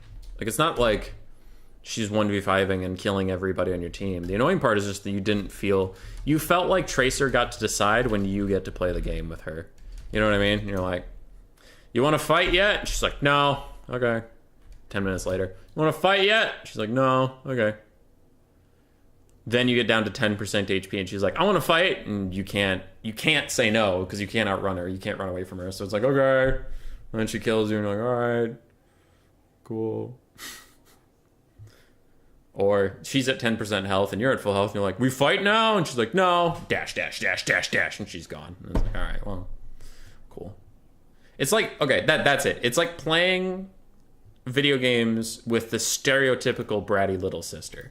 Like, stereotypical. I know a lot of little sisters aren't that bad, but like, it's just... If you take a fight that you'll win, Tracy's like, no, I don't want to play. I don't want to play anymore. This sucks, man. And they just run away. If you want to play a game on even footing, they're like, let me win. Just let me win. Yeah. And then if you're like severely disadvantaged, they'll just all of a sudden pop in, tag, and go, haha, I win. I did it. I'm so good at the video game. I quit.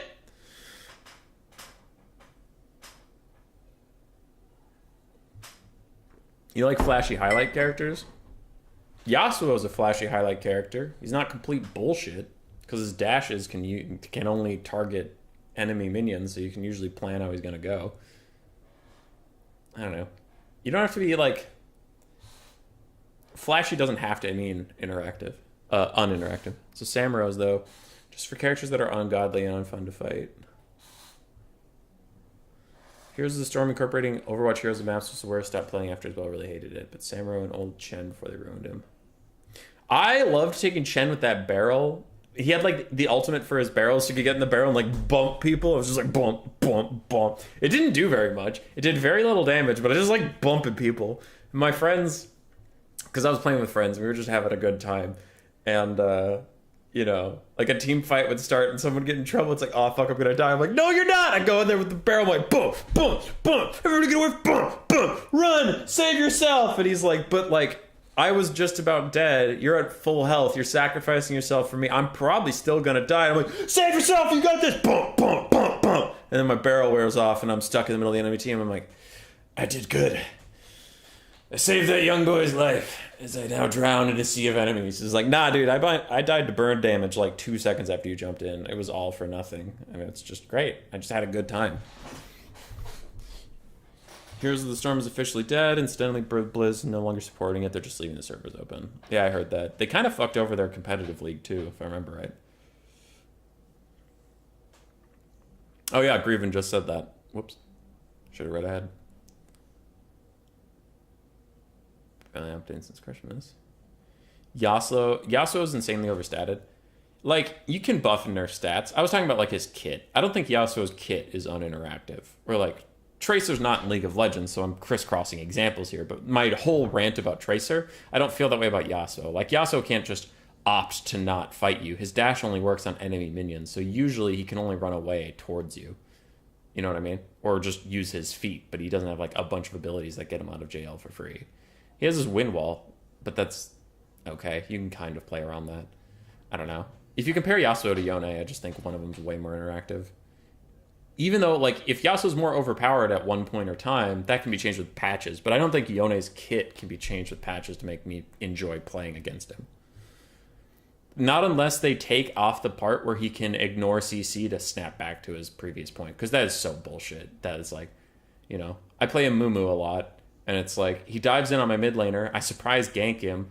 I lock him up with my Q. And I'm pressing my R button because I'm going to Q him so he can't snap back in my mind, but I didn't realize he can snap back while CC'd. Even when, and some people might be like, Humboy, the timer ran out. No, you can just hit the button while you're CC'd. You can snap back at any point. You can't be CC'd out of snapping back. Also, the timer can run out. But I, as far as I know, other than that, that game was some bullshit, apparently. Because if that's not true, which I strongly believe it is, but if it's not true that Yone can snap back at literally any time, then somebody needs to explain to me how the fuck that happened. Because I queued him, and before I could even hit R, he just snapped back and left me there, and I burned R on nothing. Like, that's so uninteractive that you can just dive in, and even if you get stunned, you're like, fuck you, and you just leave. It's such bullshit. Yasuo ain't like that. I would rather fight 100 Yasuos than a Yone. It's just not fun. And Yone doesn't roll me every game. Like, he's lost as many games as he's won. I just don't, like, it's not fun to play against him. You know what I mean? There's games that I have lost in League of Legends that I've had more fun than maybe a majority of the times I've won. Because, like, sometimes it's just uninteractive. Like, if you win a game with a fucking jungle AP Shaco, a top lane Teemo, bottom lane is Ezreal, and who gives a shit? Yeah, that was not a fun game. Even if you won it, that was not a fun game at all for anybody. It was shit. It was utter garbage. I guarantee you, if you win that game, you took out both their Nexus turrets and their Nexus, and no one was on your screen because they were fucking around in your jungle, putting out traps, and putting out little Shaco boxes, and, oh, we're so smart, oh, we're so clever, this is a fun video game we're playing, and everyone on the enemy team's like, fucking serious, dude? This is what we're doing? Okay. We'll just play the objectives and then beat you, and this game was no fun for anybody for 30 minutes, you fucking assholes. That's how I feel. Dash works on you as well? Yeah, but you can't run away through that. Chen at least keep being a meme in his forecast 3 days. Yeah. For sheer fun in Heroes of the Storm, I like playing Diablo and just screaming Bonesaw memes nonstop. Diablo was fun. My friend Alex was actually pretty good Diablo. Like, as far as our friend group goes, you know. He's not like a pro player, but he was a pretty good Diablo. Played a lot. Here's the Storm recent situation was like Anthem. They had Christmas decorations for 8 months after Christmas and stuff. Ooh. Oh yeah, what happened to Anthem? I thought they were like, did they officially abandon Anthem? I thought they were like doubling down. They're like, we're actually going to recommit to Anthem. We're not abandoning them like you guys are saying. We actually are going to make it a great game. And then I never heard about it again.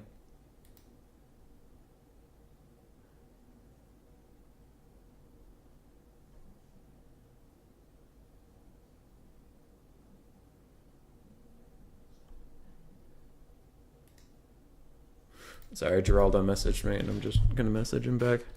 Yeah.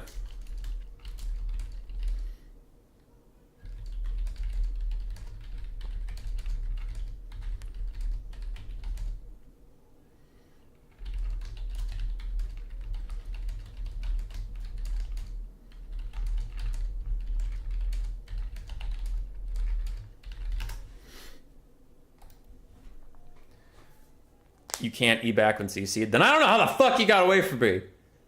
That little bitch. I queued him and he like right after I queued, he was just like, anyway, later before I could even pop my R. Though I suppose if you have Legend Tenacity, Mercury... Yeah, I don't think he had Mercury Treads. But you could have Legend Tenacity, Mercury Treads, and then he didn't have Sunfire Cape. But if you had Sunfire Aegis and those things, you can get like 70 to 80% Tenacity, which is just silly. It's like, Trace, you see me now, bitch. I have no context here. Sorry, Coops. Hubby's that person you can go to a 5-star restaurant for free but chooses to pay to go to KFC.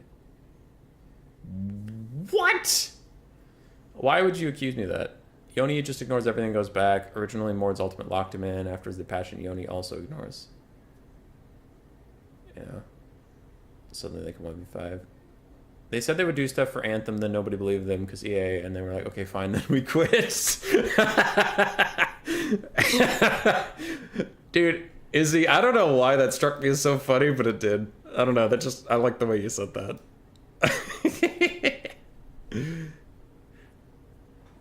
They said they would do stuff for Anthem, but then nobody believed them because EA, and they were like, oh, okay, fine, then we quit. I need that, like, on my wall somewhere. Because Grace has been so fucking mad at EA recently. Because she used to play The Sims a lot. And their Sims 4 has just been a disaster of, like, money grubbing and, like, releasing broken shit all the time. It makes Warhammer look fixed. And this last DLC they released just doesn't even work. And she's like, fuck this shit.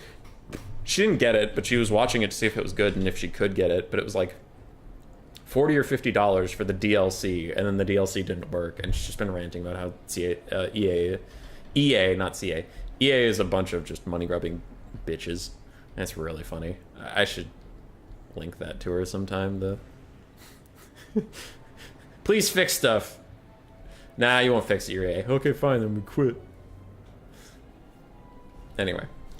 I digress. We have a Demons of Chaos mirror match between Random Nix and Kiara for, who is this? Who am I looking at? This is Random Nix. Random Nix has a sneeze. Sneeze, sneeze, sneeze. That hurt my throat a lot. 5 blue horrors. 4 pink horrors, one of which is the Blazing Squealers, Exalted Pinks. We have the Barons of the Bog, Nurgle Riders. We have a Skull Cannon. Why, Random Nix? Why would you take a Skull Cannon? And Zvavarik, the Feather Prince.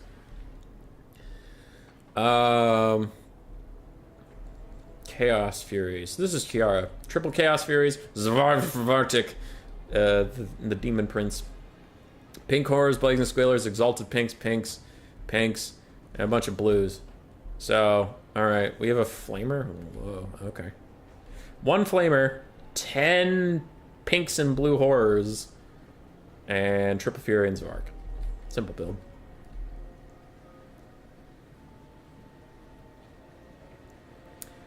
It's impressive when Sims players are getting ticked off. Yeah. BioWare is a bigger failure than EA, to be honest. Whoa! Grieven! Whoa! Alright, that is a hot take. I'm ready for it. Show me. Oh wait, BioWare did Anthem, not EA. Okay, alright. They didn't make a good game since Mass Effect 3, and everybody still rants about that ending. Yeah, the Mass Effect 3 ending was kind of ass after I learned the context. Because Mass Effect 3 was my first Mass Effect game, because I was very young.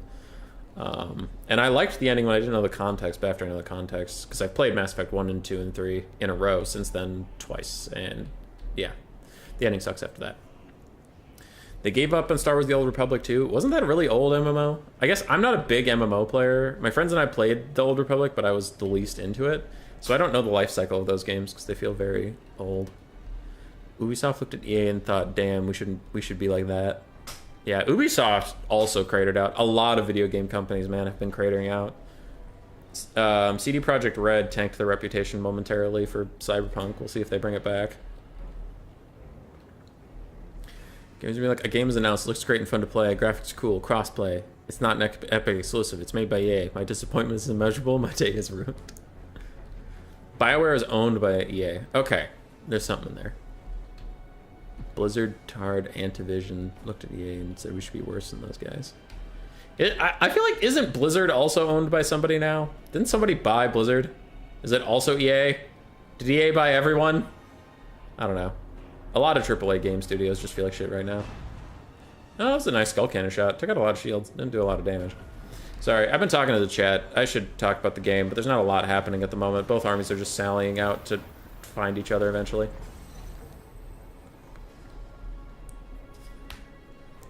Cuden, come here for modal support because this game still hurts my eyes.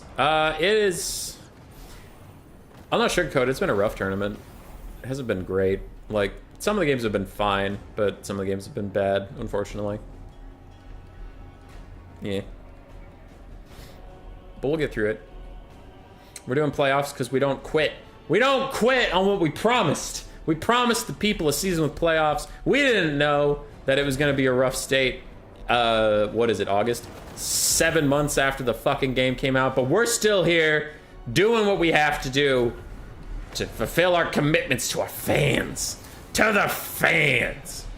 Alright, Furies are fighting Pinkors, Blazing Squealers. Zvars and Zvardich are trading Zvartafarts with each other. Skullcane is still shooting at randoms, doing some decent damage to the Flamers.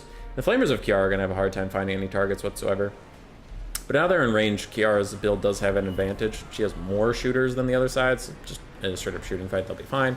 I also think the Skull Cannon is personally a waste of gold. Blue Horus firing at Zvartavartik is not great. Randomix is going to dodge that because he's, you know, a good enough player that he can dodge that type of stuff. So really just, I would shoot at all the infantry, make sure to take them out. A nice clumped up pink, the pink fire of Zinj does decent damage, but yeah. I think Kiara should be focusing on the enemy infantry, taking them off the field and using her superior infantry.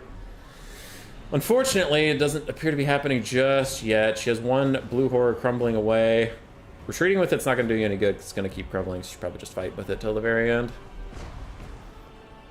But Randomix has a unified front line that's all engaging at the same time, while Kiara's is filtering in wave by wave, and you see that it's not going in her favor just yet. Now that they're all in range, maybe she can start trading back pretty effectively, but we'll have to see. Randomix is also running out of ammo on his blue horrors, so it's something. Kiara's winning in the Lord trade. Her blue fires and other pokes have been much more effective than Randomix's, so that's at least something going for her, but infantry is was going pretty heavily to Randomix. Now Kiara's trading back as two blue horrors are about to fade away. Blazing Squealers are at about a third HP, and the boys of the big bog are about to get nuked down if these pink horrors can all focus them. Skull Cannon dives in. Go, Skull Cannon, go. Kiara chucks out another blue fire to poke at the other Zvarik. This could be bad. Having two pink horrors right on top of each other, they could both get bogged down by the Barons of the Bog. I didn't plan that before I said it, but words happen very quickly. Randomix is behind on the balance of power. I just, like, I don't know. Am I missing something? It feels like Randomix has a good position in this game, but balance of power doesn't think so. I don't know. I'm looking at Kiara's force. It's getting cornered. Now Randomix is coming back, now that Kiara's Zvarik is taking a ton of damage. It's currently parked right above pink horrors that are just shooting it straight in the ass. It's not dodging at all. So you can see how much damage he's just taken over this amount of time. That's brutal. Now Randomix is ahead, so it was entirely on the Lords. Because I was like, infantry-wise, Kiara's not winning. We have Nurglings mucking up some pink horrors. Nurglings mucking up some pink horrors. Skull Cannon and the Barons of the Bog mucking up all these guys. There's one pink horror that can shoot. But the game is like, you know, ooh. Zvarik is going to probably crumble away as long as Randomix stays on his ass, though Curse of the Slug is going to slow him down. If he can get out a blue fire, which he's not been spamming those nearly as much as Kiara has been, if he gets out one blue fire, that other Zvarik is dead, but actually he's just going to crumble away. Without him, the red demons of chaos will surely fall. No Cathay boxes? There's like one. Microsoft bought Blizzard? Oh, okay. Not EA. Activision bought Blizzard years ago and they collectively got bought up by Microsoft. Yeah. Blue fire one shot at Shugenin Lord. I'm going to go on an adventure. Blue fire one shot at the Demon Prince. I will look for you. I will find you. And I will kill you.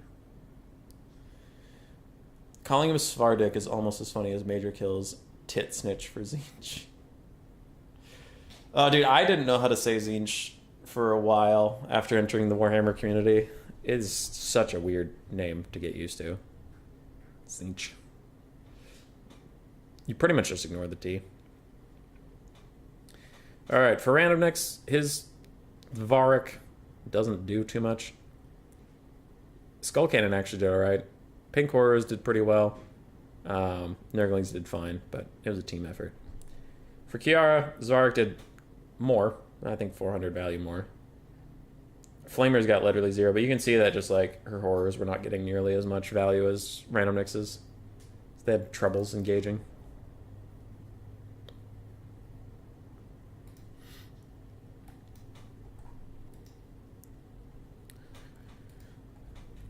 Rip in peace.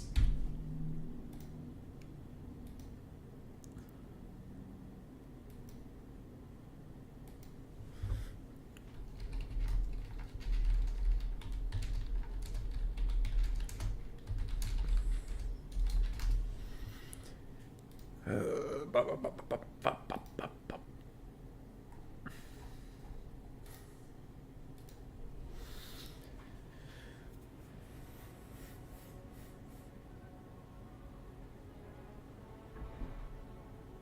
out of things to say. I have no love left to give. Good luck, everyone else.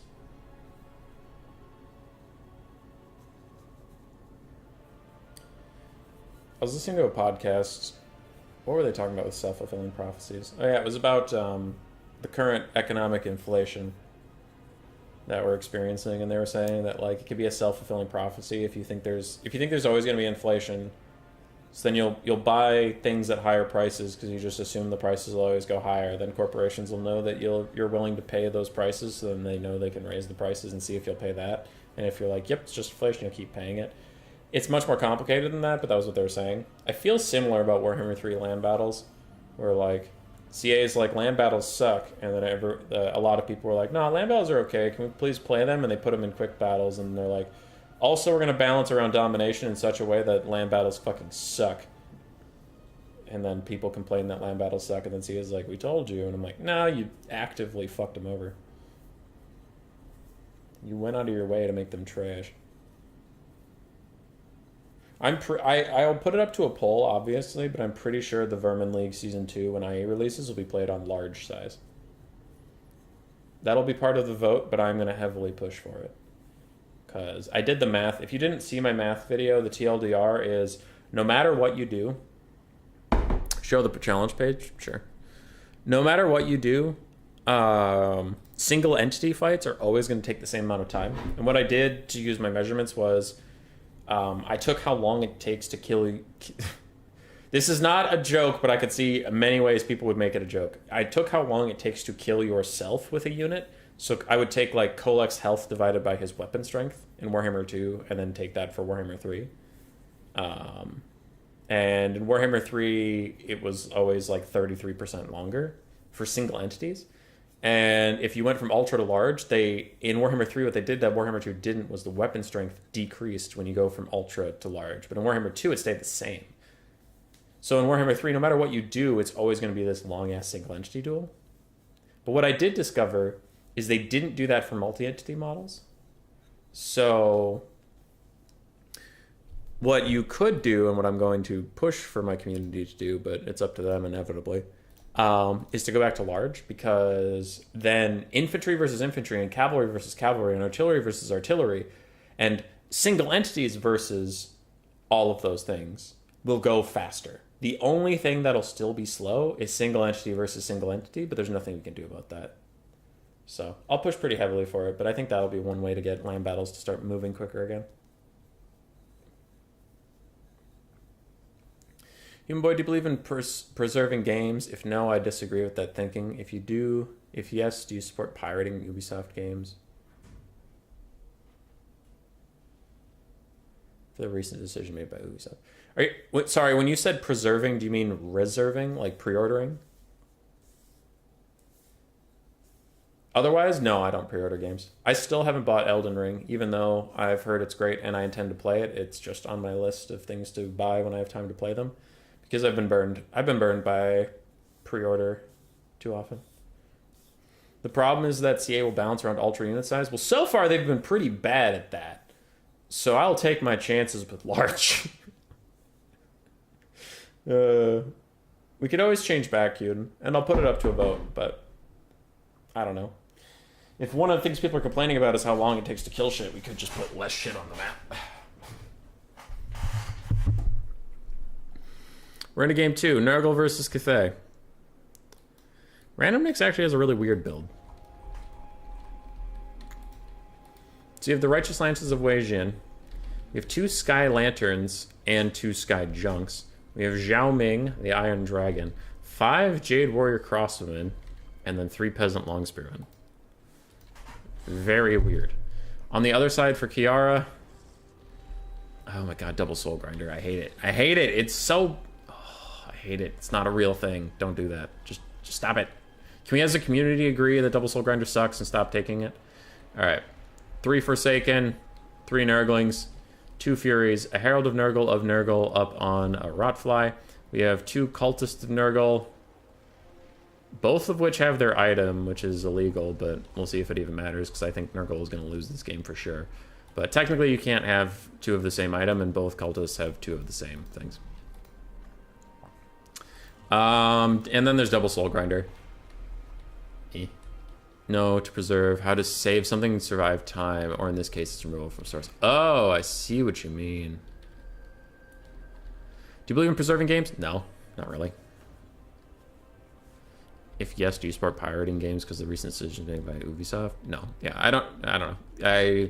Games live and die based on their success, especially in like a digital environment. Usually there's versions to get any game anywhere now. I have a bunch of old games that I'm saving and probably one day will sell on eBay or play with my kids for nostalgia. But I have like N64 games in a box. I have GameCube games in a box. I have like old shit like that, but I have good stuff. If a game was bad back in the day, I sold it, and I don't really regret that. Game sucks. Kugoth could be an issue, but Random is much better player than I am. Yeah, I think Exalted Plaguebearers could make this tough. This is a risky build, is what I'm going for, I guess. If you take more than 1 Soul Grinder, take 19 of Sun Zinzu. I don't see what can kill these. You're going to where? Okay, have fun. Can you give me ice cream? Ice cream? I like ice cream. Okay. Yay! We have ice cream. Ice cream! Do we have ice cream? We do, but I want ice cream. Okay. Can I get special ice cream? Okay. Yay! Special ice cream! Alright. What were we talking about? Because it wasn't ice cream, so I got distracted. Oh, yeah. He doesn't have the fire... well, Nurgle being a he, but sorry. Kiara doesn't have enough firepower to take out the air units.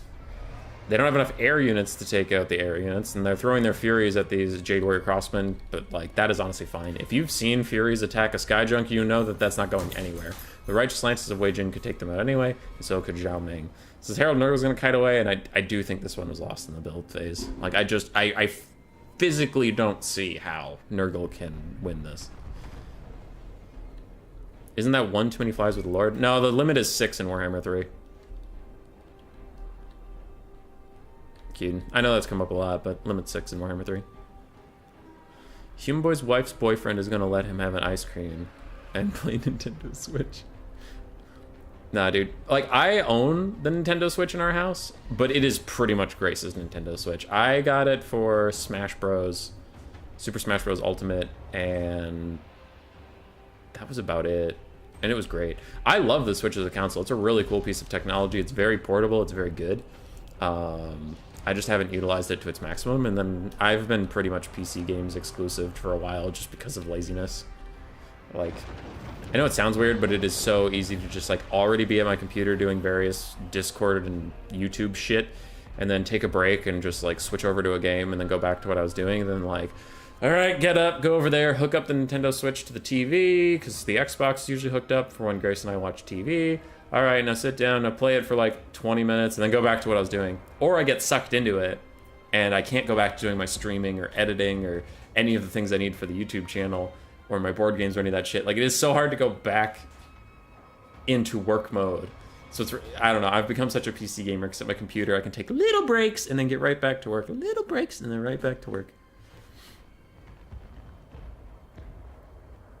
Why can't Nurgle have 2 Soul Grinders when Cathay can have 4 Lanterns? Nurgle can have 2 Soul Grinders, I just think it's bad. Like, I have been vehemently against double Soul Grinders because I don't think they're very good. That's my point. Not that like it should be illegal, I just don't think it's particularly good is my entire point. Zhao Ming is chasing down the Herald of Nurgle. If he lands, he can get some support, but if he gets any support, the lanterns and stuff are just going to shoot anything that clumps up on Zhao Ming. So it's sad. Memes aside, the Switch is fantastic for travel caution. It's flawless for military deployments. Yeah, dude. Switch is great. I really like the Switch as like a piece of technology. It's so good. I love it. declining that change. It's also SE. And Warhammer 2 shouldn't be able to have 4 lanterns. Is there a rare SE? You can only have 3. Oh, I think lanterns are just normal SE, and I think skyjunks are rare SE. Pretty sure. Let me check. Scroll. Grand Cathay. Yep. Actually, even skyjunks aren't rare SE. Ooh. Okay. All right. So yeah, Cathay has 4 single entities with a 5th rare single entity, but they only technically have 1 rare single entity right now. Soul Grinder is getting chased, not crumbling just yet. The Nurgle frontline is finally engaged Cathay, but they're getting shot by archers the whole time, and even if they win, Cathay doesn't particularly care. You think the model count should come back in fruit rules? Coops, I agree with you, but also both these armies are above model count. Now, maybe on large unit size they wouldn't be, I don't know, but I agree with you. I personally don't like they took out model count from the rules, but I can see the argument for it, I just don't like it. That's fine, though. I try not to, like, poo-poo on rules too much because I know how hard they work on them. So it's like, it's a difference of opinion rather than, like, actively stupid. Like, this wasn't an incompetent decision, it's just like, oh, I disagree, but I see where you're coming from. Alright, Zhao Ming's clearing a bunch of stuff. It's 8,000 gold value to 2,000 about. That is looking brutal. I might have said so at the start of the game, but I really don't think there was a great way for Nurgle to win this one. Herald Nurgle is about heal cap. He's currently surrounded by the armor-piercing Righteous Lances of Wei Jin. Zhao Ming is chasing down the last Soul Grinder. Sky Lanterns are up here shooting and stuff, and the double cultists of Nurgle are like, we're here too! If CA gave Chaos Warriors and Marauders to everyone, then I would agree, but with missing them, Nurgle's lacking way too many departments. That is coming with the next DLC, sir. Yes. But, like, I'm not saying that Nurgle shouldn't have Double Soul Grinder as, like, Nurgle. I'm saying that Double Soul Grinder isn't very good. That's all I was trying to say. Like, I don't think that that is Nurgle's best way to win, is all I was trying to say. That was my point. Not that it's boring, not that it's OP, not that it should be banned, it's that I don't think it's good. In case that wasn't coming across. I know I just said that multiple times, but I was trying to think of different ways to phrase it in case we're having a bit of a communication issue.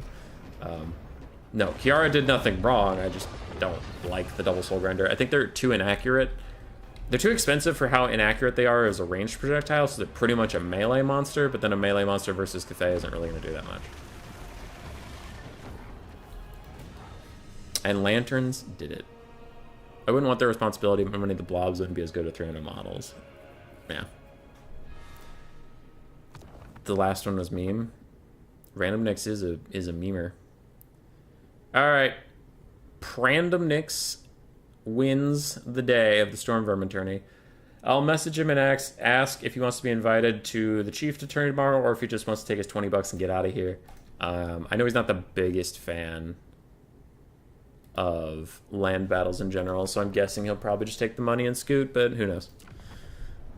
You're wrong, hubby, stop rage baiting. You know what, Mr. Casual? I will never stop rage baiting. Never! I'm a clickbait YouTuber. I'm trash and shit and you should be mad at me. Funny thing about Nurgle mobility, Nurgle cavalry can be healed. I think Turin and Co said yesterday are faster than Bretonnian Knights. If that's true, Grieven, I'm gonna make a video about it. If that's true. But I don't know if it's true because I don't have early access, because I'm not a real boy. Not a real boy. Alright, Random Nix. I'll end the stream after we get Random Nix's thing. Alrighty. Decision time. Do you want $20 or to play in tomorrow's Chieftain for 50 if you win? I would join the 51, but I probably won't be able to. Yeah, alright. Because I expect to finally get IE. Ooh! Fancy. Okie dokie. You want 20 then?